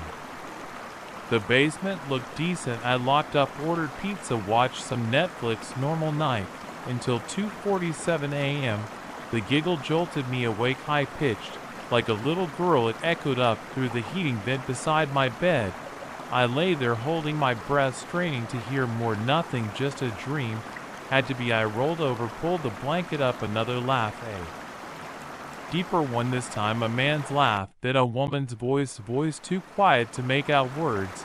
I sat up, heart pounding. The sounds were definitely coming from the basement, my locked basement. My phone showed 3 text messages from my buddy Mike about our weekend plans. I ignored them and opened the flashlight app instead. The wooden floor creaked under my feet as I got up. More laughter floated up through the vent. All 3 voices now, plus the kids, a family having fun at 3 a.m. In my locked basement. I pulled on jeans and grabbed the baseball bat from my closet, the one I bought after moving in alone, just in case. My hands shook as I checked the phone's battery, 92%, enough. The hallway was darker than usual. Moonlight usually came through the window at the end, but clouds covered everything tonight. My flashlight beam bounced off the walls as I crept toward the basement door. The laughter got louder with each step. I could hear words now. Show it again, Daddy, one more time. Everybody ready? Normal words, happy words. But wrong, so wrong at this hour in this place. I reached the basement door, tested the knob, still locked. The key hung on its hook beside the frame right where I left it. The voices continued below. I stood there, bat in one hand, phone in the other, trying to think. Call the cops. They'd take forever to arrive. Break down the door. What if someone really had broken in? A new sound cut through the laughter, music, tiny and distant like from an old record player. I recognized the tune, Happy Birthday. My mouth went dry. One of the photos had shown a birthday party, the little girl in a party dress, cake with 6 candles, that same record player in the background. The key felt ice cold. As I lifted it off the hook, the lock clicked open with a sound like breaking glass. I nudged the door with my foot. It swung inward on silent hinges. The voices and music grew louder, but they had a strange echo now, like they were coming from underwater. My flashlight beam found the steps solid, with each one a potential creaking betrayal.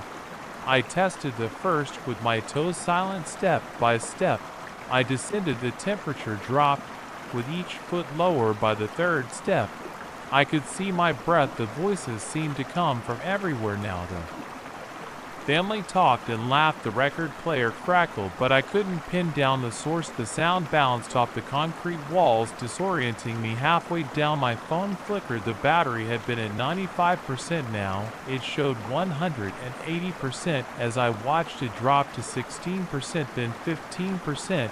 I reached the bottom step. The basement stretched out before me, shapes looming in the dimming flashlight beam. Old shelves, boxes, the water heater, hulking shadow. 14% battery. The shoebox sat exactly where I'd left it, on a shelf near the far wall.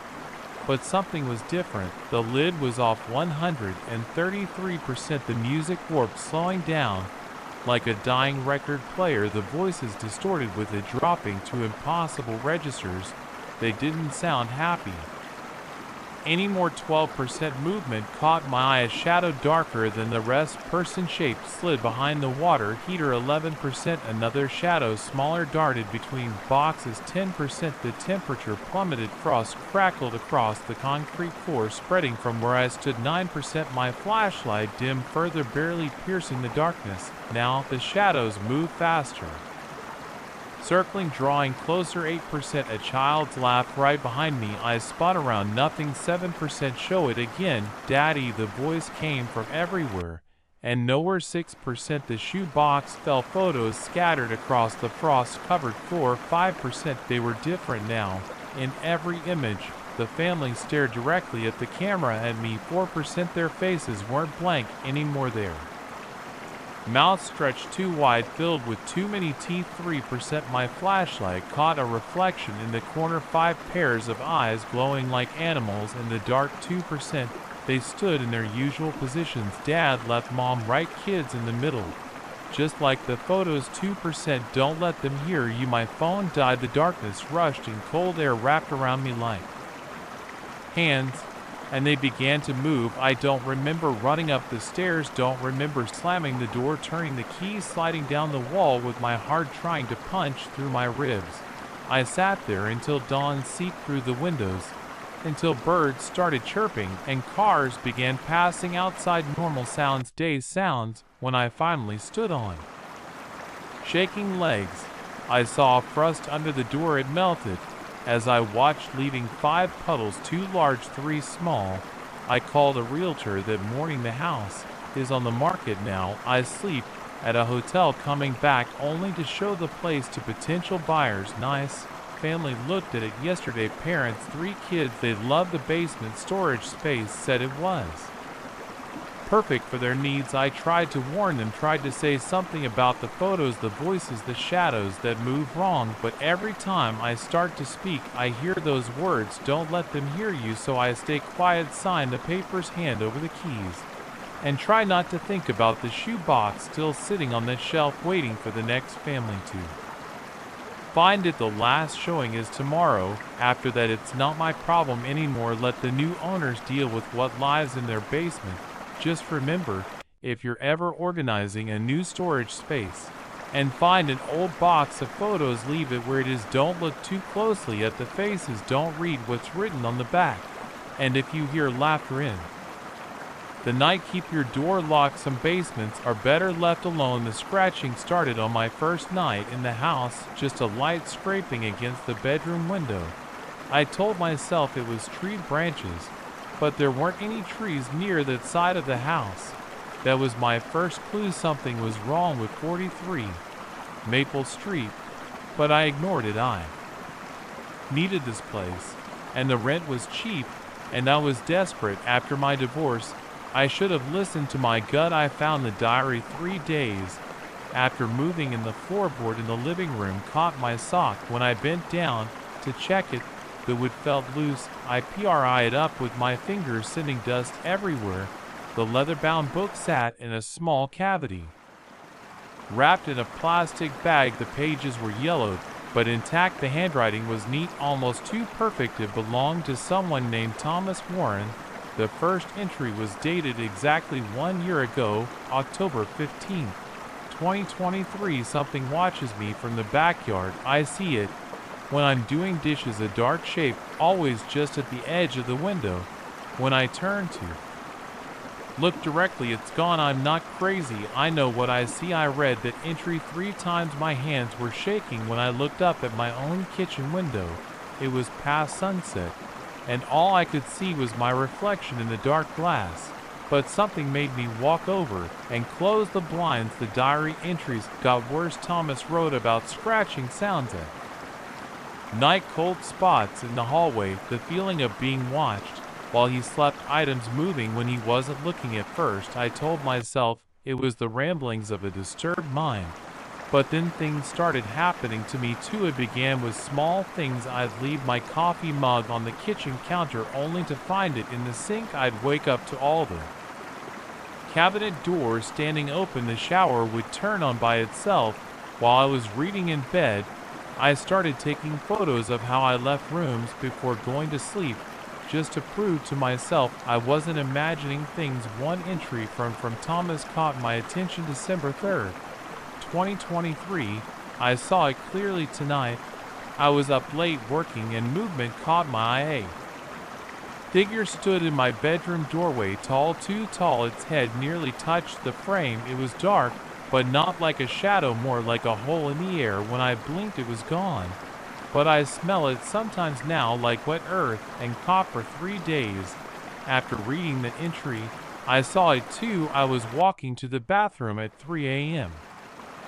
The hallway was dark except for the night light I'd started leaving plugged, and the figure stood at the end of the hall exactly as Thomas described, impossibly tall, black as a starless night. My body went cold I couldn't move, it felt like hours. But it must have been only seconds when I finally managed to hit the light switch. The hallway was empty. I started sleeping with the lights on. After that, I read more of the diary. January 15th, 2024. It's getting closer every night. It's closer to my bed. I wake up, and it's standing in the corner, then by the dresser, then at the foot of my bed. I can feel it watching, waiting. The real estate agent won't return my calls. I found out the previous tenant disappeared, just stopped showing up to work one day, left everything behind. I should leave, but something keeps me here, like it's holding me somehow. My hands were sweating as I read, because I'd been experiencing the same progression each night. The figure appeared closer to where I slept. I started propping a chair against my bedroom door, but it didn't matter. It got in anyway. I researched the house's history. Thomas Warren had vanished 4 months ago. The police report said he left his car in the driveway, his wallet on the kitchen counter. No signs of struggle, no body ever found before him. Another tenant disappeared in 2022 and another in 2019. The real estate company had been sued twice, but claimed no knowledge of any issues with the property. The diary's final entry was dated March 23rd, 2024. It's standing over me as I write this. I can feel its cold breath. The scratching is constant now, not just at the windows, in the walls, under the floor, in my head. I understand now. It needs to be fed. The house needs to be fed. That's why they chose me. That's why they'll choose someone else after. If you're reading this, get out before the entry ended. There a long incline trailed off the page, like his hand had been dragged away. I started planning my escape. That night, I packed a bag, made arrangements to stay with my brother, but something always stopped me from leaving. I'd reach for my car keys and suddenly feel dizzy, to walk out the front door, only to find myself back in the bedroom with no memory of turning around. The house didn't want me to leave. The scratching got louder, not just at night, now all day, every day. I could hear it in the walls, while I showered, in the ceiling, while I ate, under the floor, while I paced. Sometimes it sounded like whispers, sometimes like laughter. I started losing time. I'd look at the clock, and it would be 2 p.m., then suddenly it would be midnight. I'd find scratches on my arms that I didn't remember getting. My phone would show photos. I didn't remember taking most of them, just black frames, but some showing glimpses of that tall figure in mirrors and windows and doorways. Last night, I woke up in the crawl space under the house. My flashlight showed other things under their old clothes, watches, wallets, personal effects from other tenants. The diary wasn't the only thing hidden under floorboards. The figure stands in my doorway. As I write this, it's closer than ever. The scratching is deafening. I know now why Thomas's diary was left for me to find. The house wants me to continue the record, to leave evidence for the next tenant, to keep the cycle going. My hand is shaking so badly I can barely write. The smell of wet earth and copper fills my nose. It's reaching for me now. Its hand is so long, so black, like a tear. In reality, I should run, but my legs won't move. I should scream, but my throat is closed. All I can do is write these last words. If you're reading this, get out. The house doesn't just want tenants, it wants sacrifices. It wants the rest of the pages are blank. The black Chevrolet started following me 3 weeks ago. Same car, same time, same stretch of road between my office and home. At first, I thought it was just another commuter with a similar schedule, but no one takes the exact same route at the exact same distance every single day, and no one disappears into thin air at the same curb night after night. I work late at the accounting firm downtown. The drive home takes 40 minutes, on good days closer to an hour. When traffic's bad, most people are already home by the time I leave the office. Parking garage at 8 p.m. The streets are quieter than emptier. You notice things more when there are fewer cars around. The first time I spotted the Chevy, I barely registered it, just another set of headlights in my rear view mirror. as I merged onto Highland Avenue, but something made me look twice. Maybe it was how the car kept pace with mine, maintaining the same precise distance. No matter how I varied my speed 3 car lengths back, no more no less, the driver stayed in shadow, impossible to make out through the tinted windows. The car itself was unremarkable, an older model Impala, black paint, slightly faded, no distinguishing features except a small dent in the rear bumper. But something about it felt wrong, the way it moved, maybe too smooth, too controlled, like it was gliding rather than driving. The first night I watched it follow me all the way to Oakwood Curve, that sharp bend in the road just before my neighborhood. The Chevy was there one moment, headlights steady in my mirror, then I rounded the curve, and when I looked again, the road behind me was empty. I figured I must have missed seeing it turn off somewhere. There are a few side streets along that stretch, but the next night the same thing happened, and the next, and the next, always the same car, always disappearing at the same spot. I started taking different routes home, surface streets instead of the highway, random turns, doubling back. The Chevy always found me within minutes of leaving the office, always kept that same distance, always vanished at Oakwood Curve. I began documenting everything: date, time, route taken. I noted the weather, traffic conditions, any possible places the car could turn off. Nothing explained how it could disappear so completely, so quickly. Night after night, the lack of sleep started getting to me. I'd lie awake for hours, replaying each encounter in my mind, searching for some detail I might have missed. Dark circles formed under my eyes, my hands shook slightly when I gripped the steering wheel. Coworkers asked if I was feeling okay. I stopped answering my phone when my mother called, not trusting myself to hide the strain in my voice. Tonight that changes. I've mapped out every inch of Oakwood Curve. There are no side streets, no driveways, nowhere for a car to go. The shoulder is too narrow for parking. The guardrail runs unbroken along the outer edge.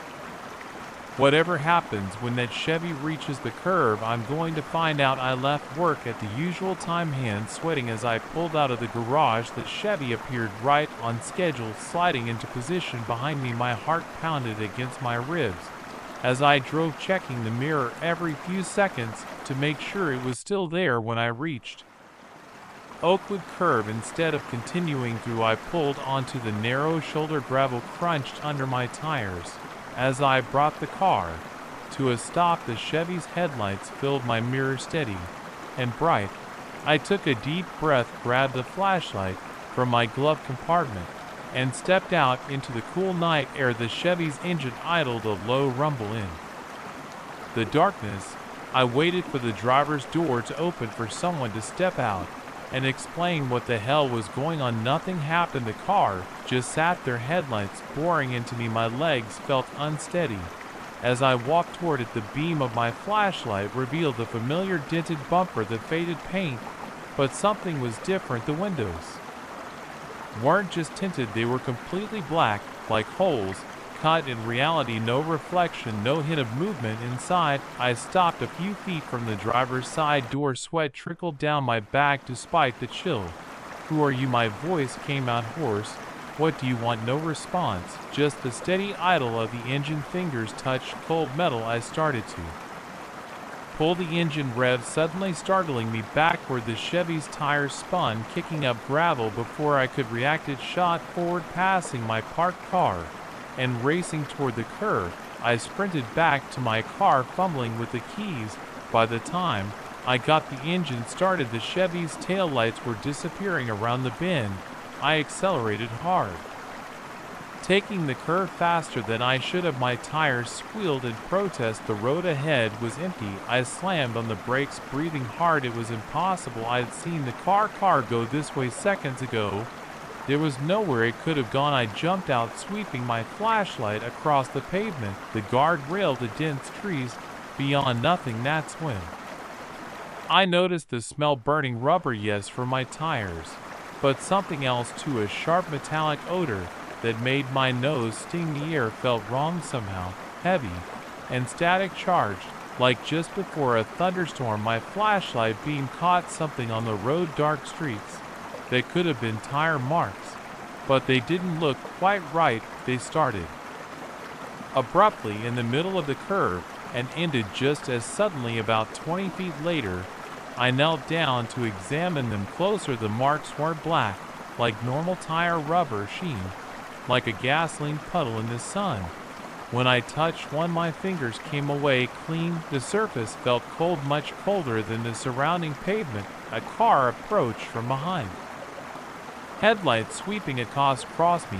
I quickly got up and returned to my vehicle, not wanting to explain why I was crouched in the middle of the road at night. As I drove the rest of the way home, my mind raced. The next day at work, I could barely focus. I spent hours researching missing persons cases in the area, unexplained phenomena, anything that might give me a clue about the phantom Chevy. I found nothing concrete, just vague forum posts about strange lights and urban legends about haunted stretches of road. That evening, I loaded my car with equipment, cameras, including an old GoPro I'd borrowed from my nephew, a handheld GPS unit, my phone fully charged and ready to record whatever happened. I have evidence. The Chevy appeared right on schedule. I felt calmer this time, more prepared. I narrated everything into my phone as I drove, describing the car's position, its movements, any small detail that seemed relevant. Approaching Oakwood Curve, I pulled over in the same spot as before. The cameras were rolling. The GPS showed my exact position. I stepped out of the car. The Chevy stopped behind me just like last night. Same position, same idle rumble. This time, I didn't stood by my car and watched minutes pass. The air grew colder, my breath fogged in front of my face. Without warning, the Chevy's engine roared to life, but instead of racing forward like before, it began to change. The black paint seemed to ripple and flow like liquid. The shape of the car distorted, stretching and compressing in ways that hurt my eyes to look at. I raised my phone to record, hands shaking through the screen. I saw something impossible. Where the Chevy's windows had been, there was now only darkness, not the reflectionless black from before, but true darkness. Like looking into a void, the darkness began to spread, consuming the car from the inside out. The engine sound changed, becoming deeper, resonating in my chest. The air crackled with electricity. My phone screen went black, then switched off completely. I could feel the hair on my arm standing up. The Chevy, what was left of it, lurched forward as it passed me. I caught a glimpse through what had been the passenger window. Instead of car seats and interior, I saw something else, a space that couldn't exist, stretching away into impossible geometries and movement within that space, shapes that my mind couldn't process. I stumbled backward, hitting my car. The transformed Chevy accelerated toward the curve. Darkness around it seeming to bend and distort the very air.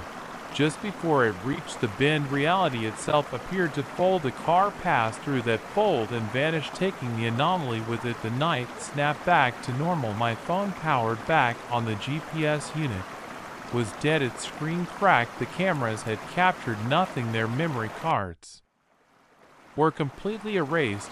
I slid down to sit on the gravel, my legs too weak to hold me. The ordinary sounds of the night returned, distant traffic, wind in the trees, crickets chirping. But I could still smell that metallic odor, still feel the residual static charge in the air. After that night, I never saw the black Chevy again. I changed jobs to avoid that route, moved to a different part of the city, tried to convince myself it had been stress, lack of sleep, some kind of breakdown.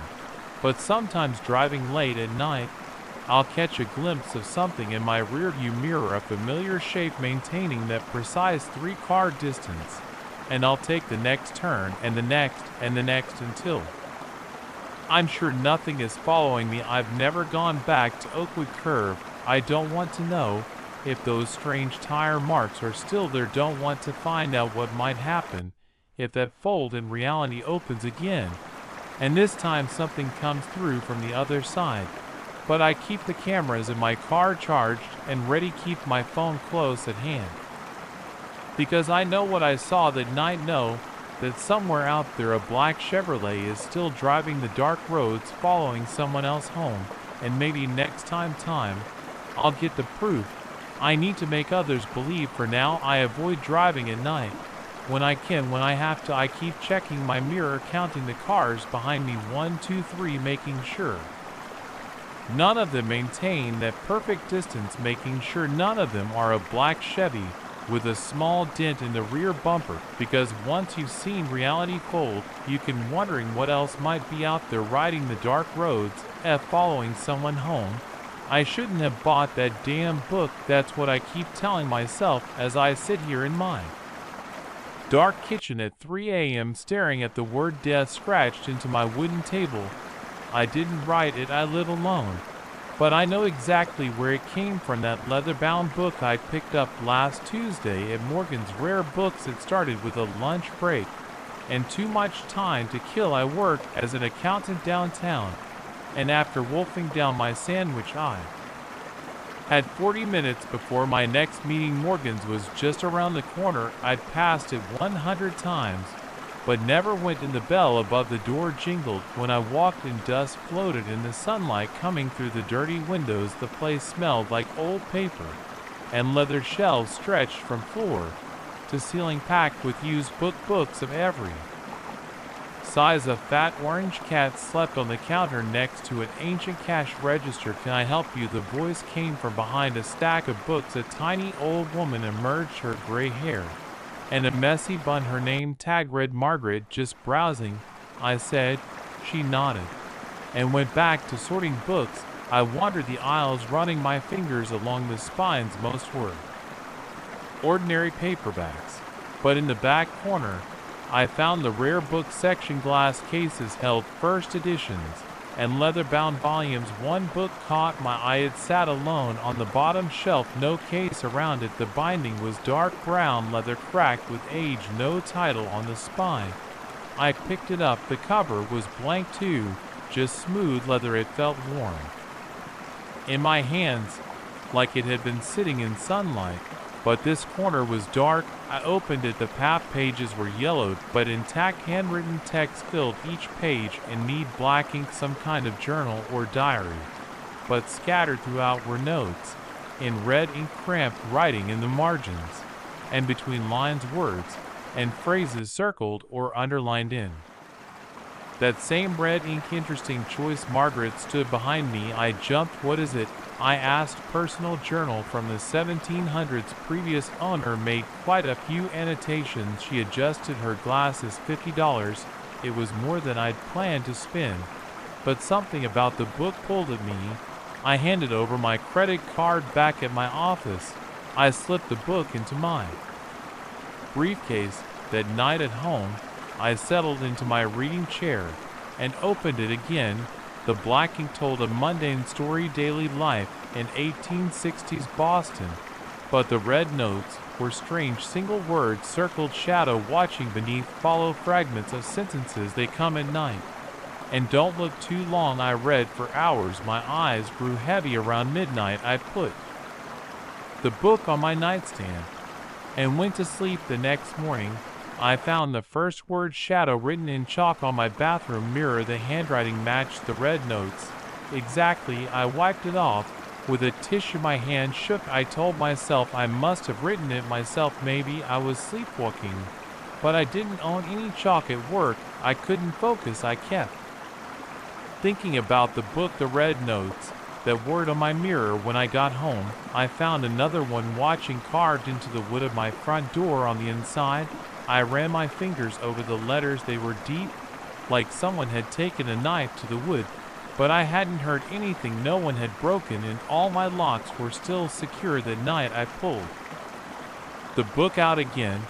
I studied the red notes more carefully. They seemed random at first, but patterns emerged. The same words repeated. They appeared in clusters, like the writer was building to something. I fell asleep reading again, woke up at 2 a.m. to get water in my kitchen. Scratched into the table beneath. My heart pounded. The scratches were fresh, the wood still light-colored where it had been carved. The house was silent.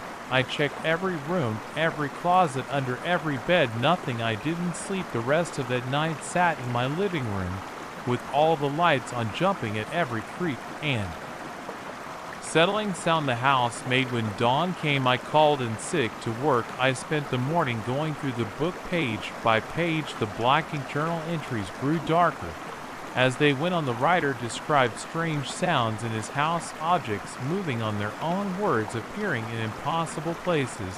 The red notes got more frantic. 2 whole passages underlined. They're coming through the words or their way, and once you see them, they see you. Around noon, my phone buzzed. Text from an unknown number. Follow. I blocked the number. 10 seconds later, another text, different number. Follow. I turned my phone off, grabbed my laptop to research the book, but my screen showed only one word over and over, filling the display. Follow, follow, follow, follow. I slammed the laptop shut. My hands wouldn't stop shaking. In the kitchen, I poured a shot of whiskey, drank it fast, poured another. The alcohol helped steady my nerves. I had to get rid of the book.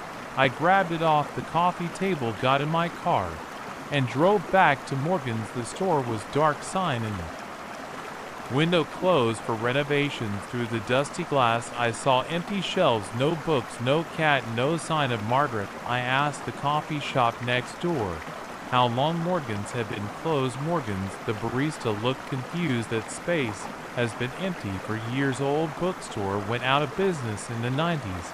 I drove home fast, hands tight on the wheel. The book sat in my passenger seat at red lights. I could swear I saw the leather binding pulse, like something breathing back home. I tried burning it in my fireplace. The flames wouldn't catch, the pages wouldn't even scorch. I tried ripping it apart. The leather and paper felt like steel. That night the words were everywhere. Shadow and toothpaste on my bathroom counter, watching, and coffee grounds scattered across my kitchen floor beneath, spelled out in my own. Shirts pulled from their hangers and arranged on my bedroom floor. I sat in my reading chair holding the book. The red notes seemed to move on the page, shifting when I wasn't looking directly at them. New ones appeared as I watched. We're here now. You let us in. No way back. Something scratched inside my walls. Footsteps crossed my ceiling. Shadows moved in my peripheral vision. I haven't slept in 3 days. The words keep coming. They're on every surface now. My skin itches where they've started appearing. They're too rising like welts. The book sits open on my coffee table. I can't close it anymore. The pages turn on their own. The red notes are writing themselves, spreading across every empty space. I hear them whispering at night, voices speaking the words written in red. They're getting closer. The shadows in the corners are solid now, watching me with eyes. I can almost see I'm writing this as a warning. Don't browse in strange bookstores. Don't buy unmarked books. Don't read notes written in red ink. They're coming up the stairs now. The shadows are stretching toward me. The red words crawl across my screen as I type. Found you. My front door just opened. I hear footsteps in the hall, but they don't sound human. The shadows have eyes. They're here. There. I first saw the necklace 4 weeks ago at the Greenpoint flea market in Brooklyn. It sat on a worn velvet display cushion, half buried under costume jewelry and old watches. The pendant caught my eye, a simple black stone set in tarnished silver. $10. The vendor said. I bought it without haggling. That was my first mistake. The shadow appeared that same night. I was brushing my teeth, leaning over the sink. When I looked up, I saw it in the bathroom mirror, a dark shape standing behind my right shoulder. I spun around. Nothing there, just my toothbrush hitting the tile floor, spattering foam. I blamed it on being tired. Working 60 hours a week at the accounting firm does that to you, makes you see things. But the next morning, waiting for the subway at Union Square, I saw it again, a human-shaped darkness at the edge of my vision. When I turned my head, it vanished. By the third day, the shadow was everywhere, in store windows, car mirrors, the reflective doors of my office building, always in the same spot, just behind my right shoulder, slightly taller than me, never fully visible, but unmistakably there. I stopped looking, and mirrors covered the one in my bathroom with a sheet, but the shadow found other ways to show itself in the chrome of the coffee maker, the black screen of my turned-off TV, the window of the place where I get lunch. My coworker started noticing something was wrong. "You feeling okay, Mike?" Sarah from accounts payable asked you. "Look like you haven't slept in days." She was right.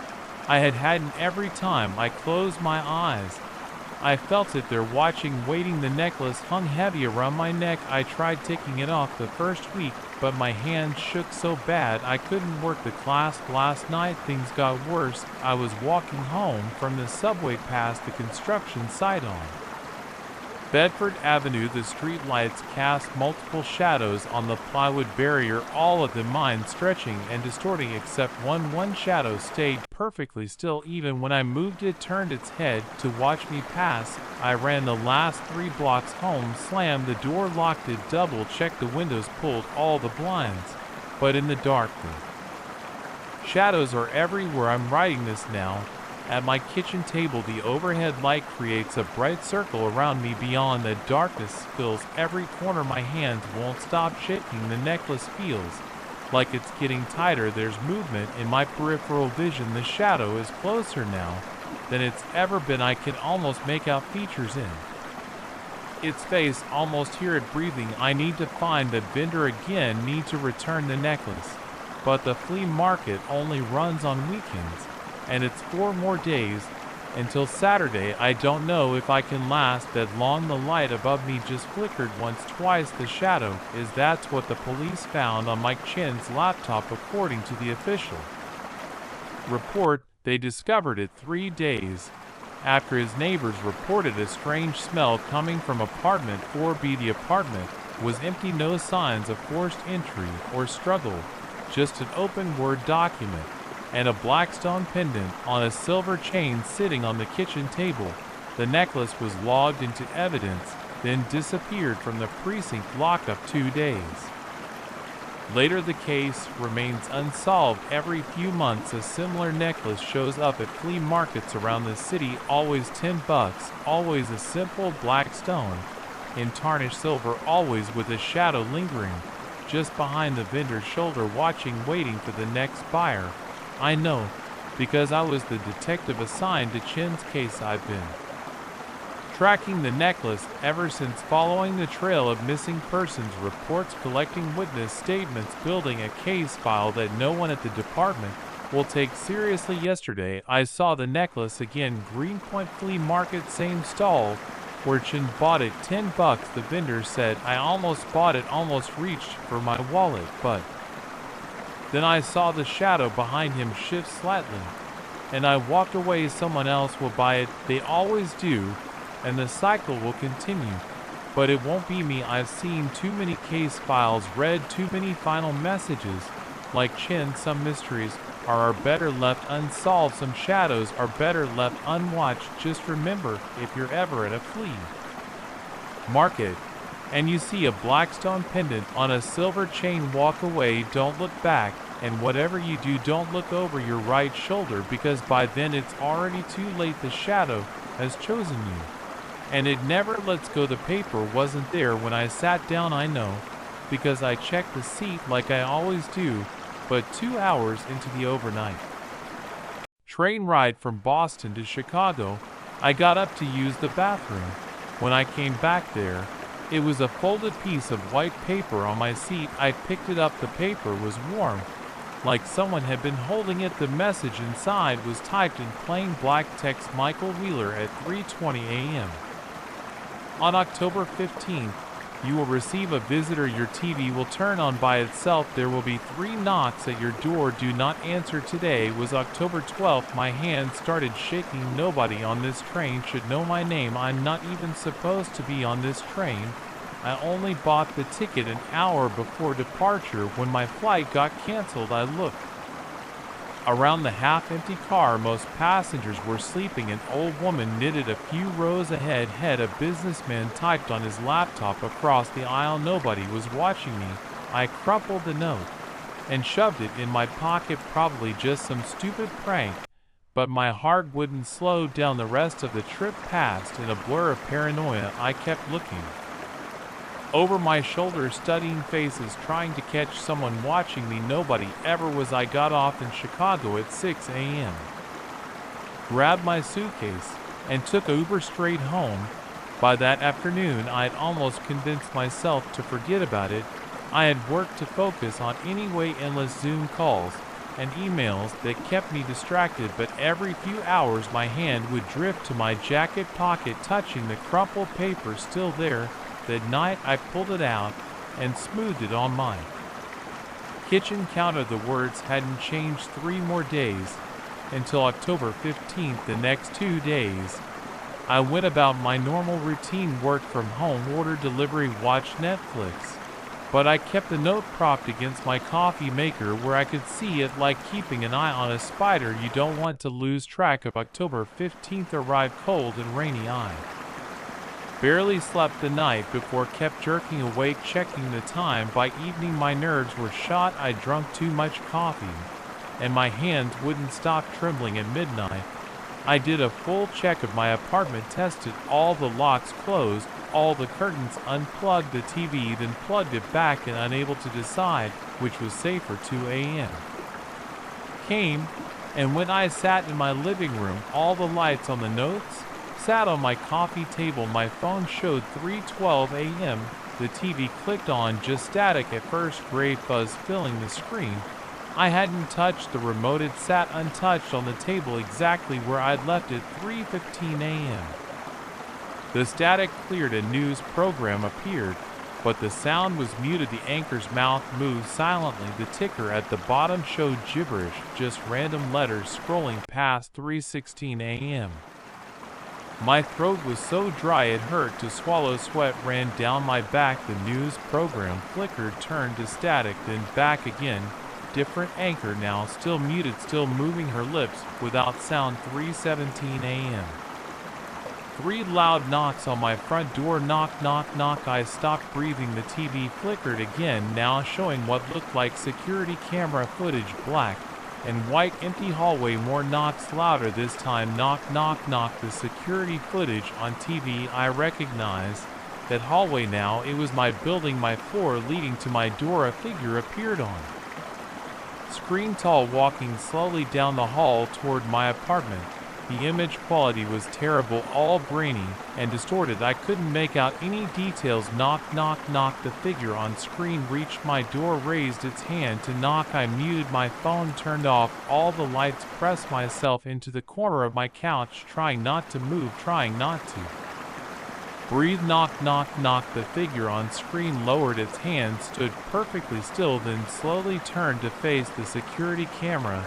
The TV went black. I heard my doorknob turning, the lock clicking, the door creaking open. Cold air rushed in from the hallway. Heavy footsteps on my floor. The door closed. I couldn't move, couldn't scream, could only sit there in the dark, listening to the footsteps getting closer. They stopped right behind the couch. I felt breathing on the back of my neck. Then a hand touched my shoulder. I jerked awake with a gasp. Sunlight streamed through my windows. I was still on the couch, exactly where I'd been sitting last night. My phone showed 9:47 a.m. The TV was off, the front door was locked, everything looked normal, just a dream. The stress and lack of sleep must have gotten to me. I laughed shakily, rubbing my face. Then I saw it, a new piece of paper on my coffee table right next to the original note. My hand shook as I picked it up. Same plain black text, Michael Wheeler at 3:17 a.m. On December 24th, you will receive another visitor. This time you must answer the door. I dropped the paper. Like it burned me, scrambled to check my phone's camera roll. There had to be evidence, pictures or video from last night. I found a new video I didn't remember taking, dated 3:20 a.m. My finger hovered over play. The first frame showed my dark living room. The time stamp in the corner confirmed 3:17 a.m. October 15th, I pressed play, static, then my living room again, empty couch, TV off. A tall figure walked into frame. I slammed my phone face down on the table. My heart hammered so hard it hurt. December 25th, 3 months away this time. I had to answer the door. The note said I had to. But what would be waiting on the other side? I picked up both notes, the old one from the train and the new one from this morning, laid them side by side, studied every detail looking for clues I might have missed. The paper was identical, same weight, same texture, probably from the same printer. No watermarks, no hidden marks or patterns I could find. I got up and paced my apartment, checked every room, every closet, looking for what more notes, signs of intrusion. I didn't know everything looked normal, nothing out of place, but that just made it worse somehow. Like the whole thing was mocking me, leaving no evidence, no proof. I wasn't just going crazy. I tried to think logically. Someone on that train had to have planted the first note. I could call Amtrak, ask about security footage. But what would I say? Someone left me a creepy note that came true. They'd think I was nuts. I could go to the police.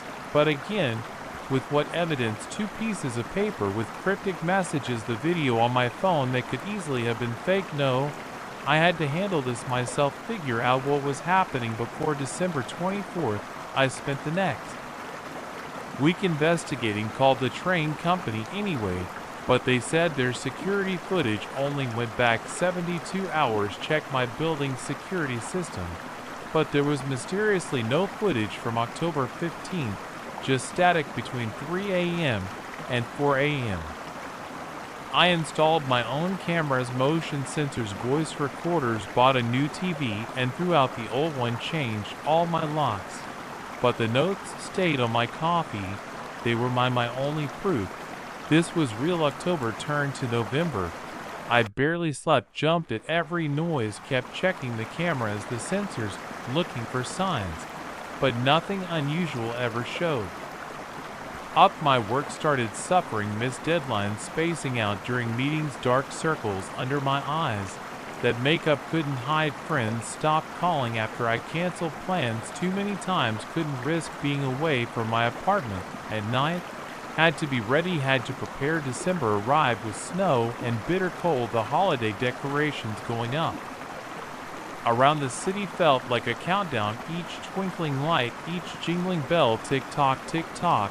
I took time off work, told them I was visiting family for the holidays. Instead, I stayed home, studying the notes, reviewing camera footage, making plans. December 23rd, one day left. I hadn't slept in 36 hours. Coffee cups littered every surface, 3 laptops set up to monitor different camera feeds, notebook filled with theories, observations, possibilities, no conclusions, no answers, just questions piling up like the snow outside. 3 a.m. December 24th. 17 minutes left. All cameras active, motion sensors, armed, voice recorders running, 3 different phones set to record video. The notes sat on my coffee table like always. 4:10 a.m. I checked all the locks again, tested the cameras again, everything working. 3:15 a.m. My hands wouldn't stop shaking, sweat soaked through my shirt. Despite the cold, the TV stayed off. I'd unplugged it completely this time, removed the cord. 3:16 a.m. I stood in the middle of my living room, watching the door, waiting. The note said I had to answer, had to open it. 3:17 a.m. Knock, knock, knock. Right on schedule. All the cameras went dead simultaneously, screen showing nothing but static. Knock, knock, knock. Louder this time. The door rattled in its frame. My feet moved without conscious thought, step by step toward the door. Knock, knock, knock. I reached for the handle, cold metal under my fingers, turned the knob, pulled the door open. Empty hallway, but footsteps behind me inside my apartment. I spun around. The figure stood there, tall, dark features hidden in shadow. It held out a piece of paper. My hand shook as I took it. Same plain black text. Michael Wheeler, you have passed the first test. There will be more. The next note will arrive when you least expect it. You must follow all instructions exactly. Your life depends on it. I looked up. The figure was gone. All the cameras came back online at once. The footage showed nothing, just empty rooms. But the note was still in my hand, real, solid, undeniable. I sank onto my couch, laid the new note next to the others. 3 pieces of paper, 3 messages, 3 visits. and somewhere out there. Another note waiting, another test coming. I didn't sleep that night or the next, just sat there watching my door, watching the cameras, waiting the notes. Stayed on my coffee table, growing cold, growing patient, waiting with me for the next message, for the next test, for 3:20 a.m. to come again. I shouldn't have taken that shortcut.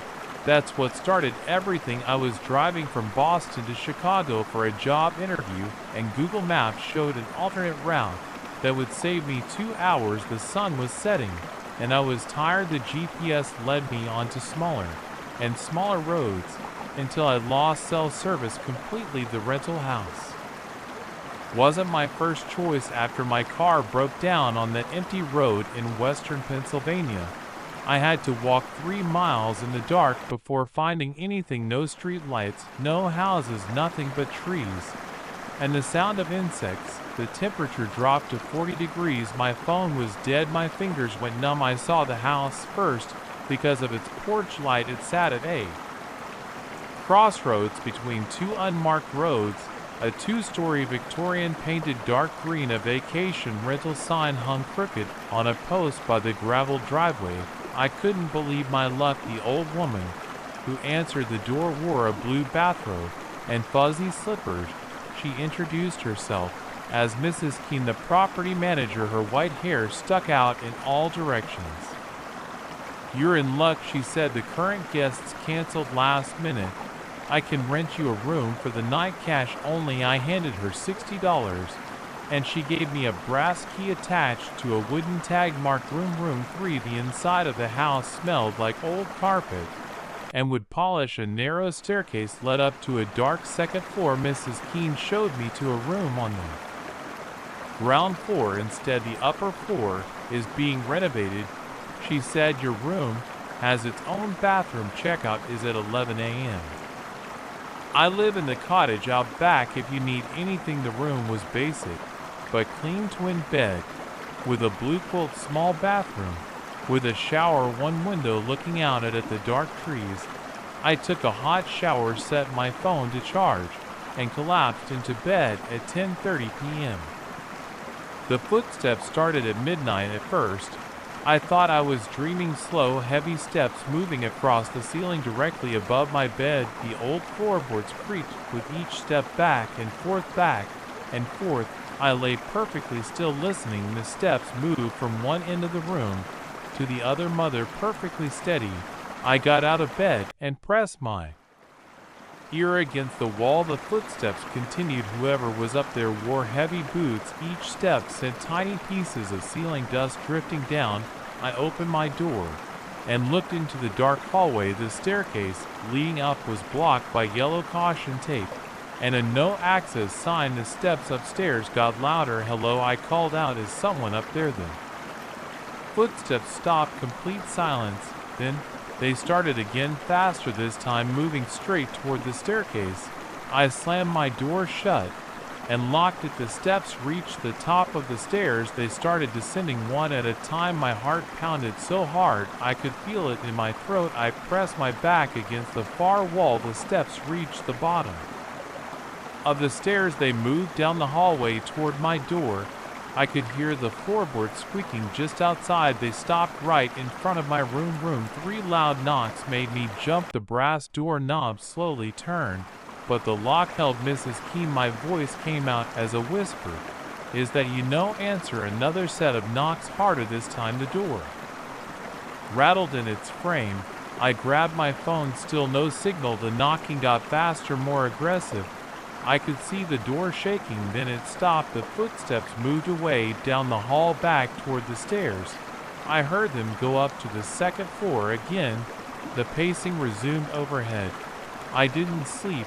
I sat on the bed with my back against the headboard, watching the door. The footsteps continued all night, sometimes slow, sometimes fast. Twice more they came down to my door and knocked, but never as violently as the first time. When sunlight finally came through the window, I packed my bag and went to find Mrs. Keene. The hallway was empty. The caution tape across the stairs hung undisturbed. I knocked on doors of the other ground floor rooms. No answer. I went outside to the cottage behind the house, no one there either. That's when I noticed something strange about the house. From the outside it was clearly a single-story building, no second floor at all, just a roof with a few small vents. I ran back inside and looked up the staircase. The steps went up about 15 feet and ended at a solid wall, no door, no hallway. I searched the house. All the ground floor rooms were empty, no sign of Mrs. Keene or any other guests in the kitchen. I found a stack of local newspapers. The most recent was from 1987. I left the key on the front desk and got out of there. I practically ran to the nearest town 7 miles away. When I told the local diner owner about the house at the crossroads, his face went pale. The place burned down in '87, he said. Terrible tragedy. The owner, Margaret Keene, died in the fire. They never rebuilt it. I convinced him to drive me back there. We found the crossroads easily enough, but where I'd spent the night, there was nothing but an empty lot full of weeds. A single wooden post still stood by the road. Rotted vacation rental sign hung from it, swaying gently in the wind. That was 3 months ago. I got the job in Chicago and tried to forget about what happened, but last week I received something in the mail. No return address. Inside the envelope was a brass key attached to a wooden tag marked room for. Every night since then I've been waking up at midnight to the sound of footsteps overhead. I live in a first-floor apartment. The footsteps are getting closer to the stairs. Part 2. I didn't tell anyone about the key at first. Who would believe me? I threw it in the trash the same day it arrived. The next morning, I found it on my kitchen counter. The footsteps got worse each night. They started at midnight exactly and continued until sunrise. I couldn't sleep. I tried earplugs, white noise machines, sleeping pills. Nothing helped. The sound came through everything. After a week, dark circles formed under my eyes. My hands shook constantly at work. I couldn't focus. I drank 8 cups of coffee a day. Just to stay awake, I hired a contractor to check the roof and ceiling. He found nothing unusual, no loose boards, no hidden spaces, just solid construction with no room for anyone to walk. Buildings only got the 1 floor. Buddy, he said, no way anybody's up there. I started recording the sounds on my phone. The recordings picked up nothing but static. I bought an expensive microphone and tried again. Same result. Last night things changed. The footsteps came as usual at midnight, but this time they moved differently. Instead of pacing back and forth, they walked in a perfect circle above my bed, round and round, getting faster and faster. I lay there counting the steps. After exactly 200 rotations, they stopped. Complete silence for exactly 1 minute. Then 3 loud knocks directly overhead. I looked up. A dark stain was spreading across the ceiling, dripping down the walls. It smelled like smoke and something else, something burning. The room got cold enough to see my breath. The brass key sat on my nightstand, though I'd thrown it away again that morning. A piece of paper was folded underneath it. The paper looked old, yellowed, and brittle.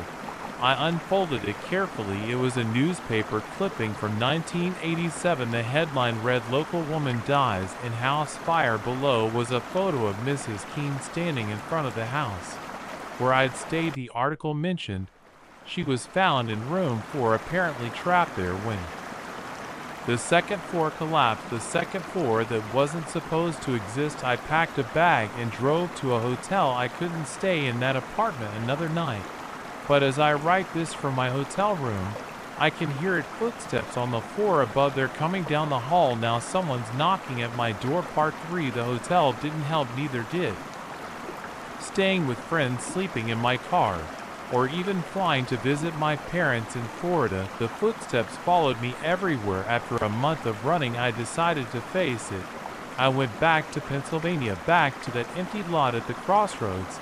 I brought the key with me. The lot looked different. At night, the weeds moved without wind. The old signpost cast a shadow that stretched too far in the moonlight. I stood in the center of where the house had been and held up the key. "What do you want?" I shouted. "Why are you following me?" The footsteps started behind me. I turned around. Mrs. Keene stood there in her blue bathrobe.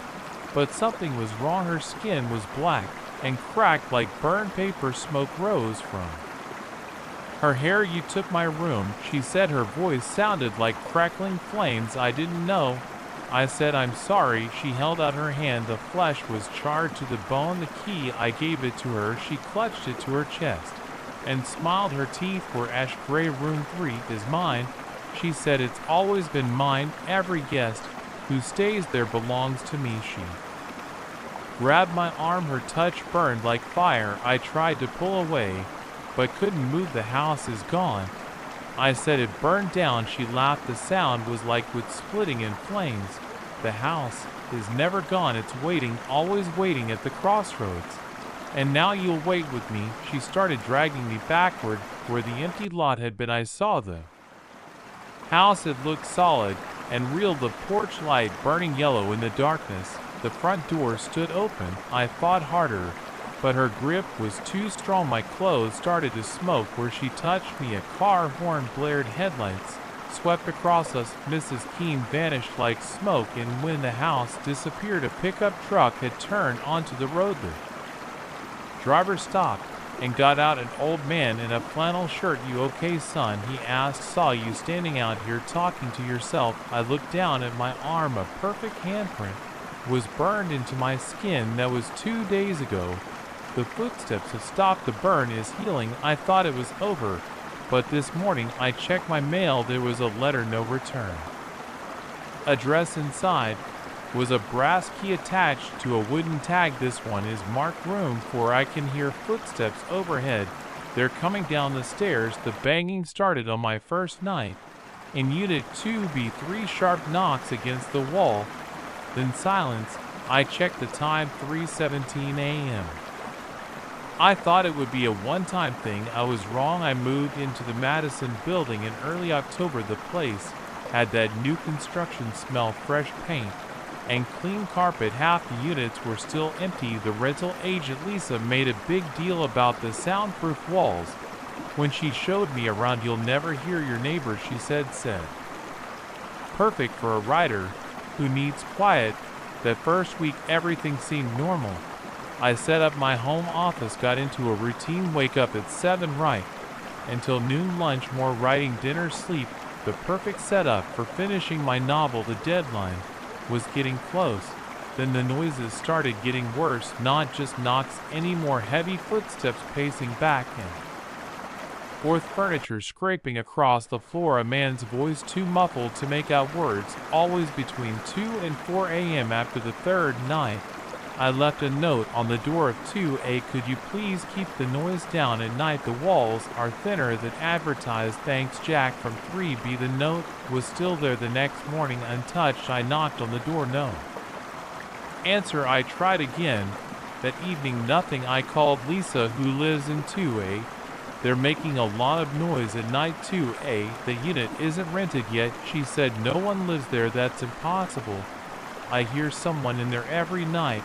I handle all the leases personally. Mr. Walker, 2A is empty. Maybe you're hearing noises from above or below." "No, it's definitely coming through the shared wall." "Look, can you check?" she sighed. "I'll come by tomorrow morning." The night the noises were worse. The pacing started at 3:46 a.m. Back and forth, then a crash, like something heavy falling. A man's voice shouted something. I pressed my ear against the wall, but couldn't make out the words. I banged on the wall. "Hey, keep it down." The pacing stopped, and 3 sharp knocks right where my head was pressed against the wall. I jumped back. Lisa arrived at 9 a.m. The next morning, she used her master key to open 2A. The apartment was completely empty. No furniture, no marks on the carpet, no signs anyone had ever been there. "See," she gestured at the empty space. "No one lives here." I walked through every room. The layout mirrored my apartment. Living room, kitchen, 2 bedrooms, 2 bathrooms, everything pristine. I put my hand on the shared wall between units. The wall felt cold. Could someone have broken in? Maybe squatters. Lisa shook her head. Impossible. We have security cameras in all hallways and entrances. No one has entered this unit since construction. finished, the locks haven't been tampered with. Then how do you explain the noises? Old building settle pipes knock. Maybe you're just not used to apartment living. This is a new building. And I know what I hear. She gave me a look I didn't like, the kind of look you give someone who's not quite rational. I'll have maintenance check to the walls and pipes. Will that help? I nodded, but I knew it wouldn't matter that night. I set up my phone to record audio. The pacing started at 3:10 a.m. I hit record. The footsteps were clear, heel to toe, crossing the room and back. Then the voice started, a man speaking in what sounded like whispers. I played the recording back. In the morning, nothing but static. I tried again the next night with better equipment, a professional grade audio recorder with a sensitive mic. Same result. The noises were clear in person, but didn't show up on the recording. I started keeping a detailed log. Night 7 pacing from 2:50, 3:40 a.m. Voice whispering for 10 minutes. 3 knocks at 3:50. Night 8 crash at 2:30 a.m. Pacing until 4. Voice shouting briefly at 3:29 and just pacing 3:04 a.m. Night 10 pacing and voice new sound like scratching on the wall. The scratching was new. It started low near the floor, then moved up the wall. Long slow scrapes like fingernails on drywall. I stopped sleeping more than a few hours a night. Dark circles formed under my eyes. My writing suffered. I missed my deadline. I started researching the buildings history. The Madison was built on an empty lot. Before that, it was a parking lot for 30 years. Nothing suspicious, no deaths during construction, no accidents, nothing to explain what I was hearing. I talked to other residents, the woman across the hall in 2C never heard anything. The couple in 2D said the building was the quietest they'd ever lived in. I started to wonder if I was losing my mind. Then I met Sarah from 3B directly above me. She looked as tired as I felt. Do you ever hear strange noises? I asked, like someone pacing. Her eyes widened. You hear it too in the middle of the night? Yes. And a man's voice. She nodded quickly. And scratching sounds. I thought I was going crazy. Like and subscribe for 4.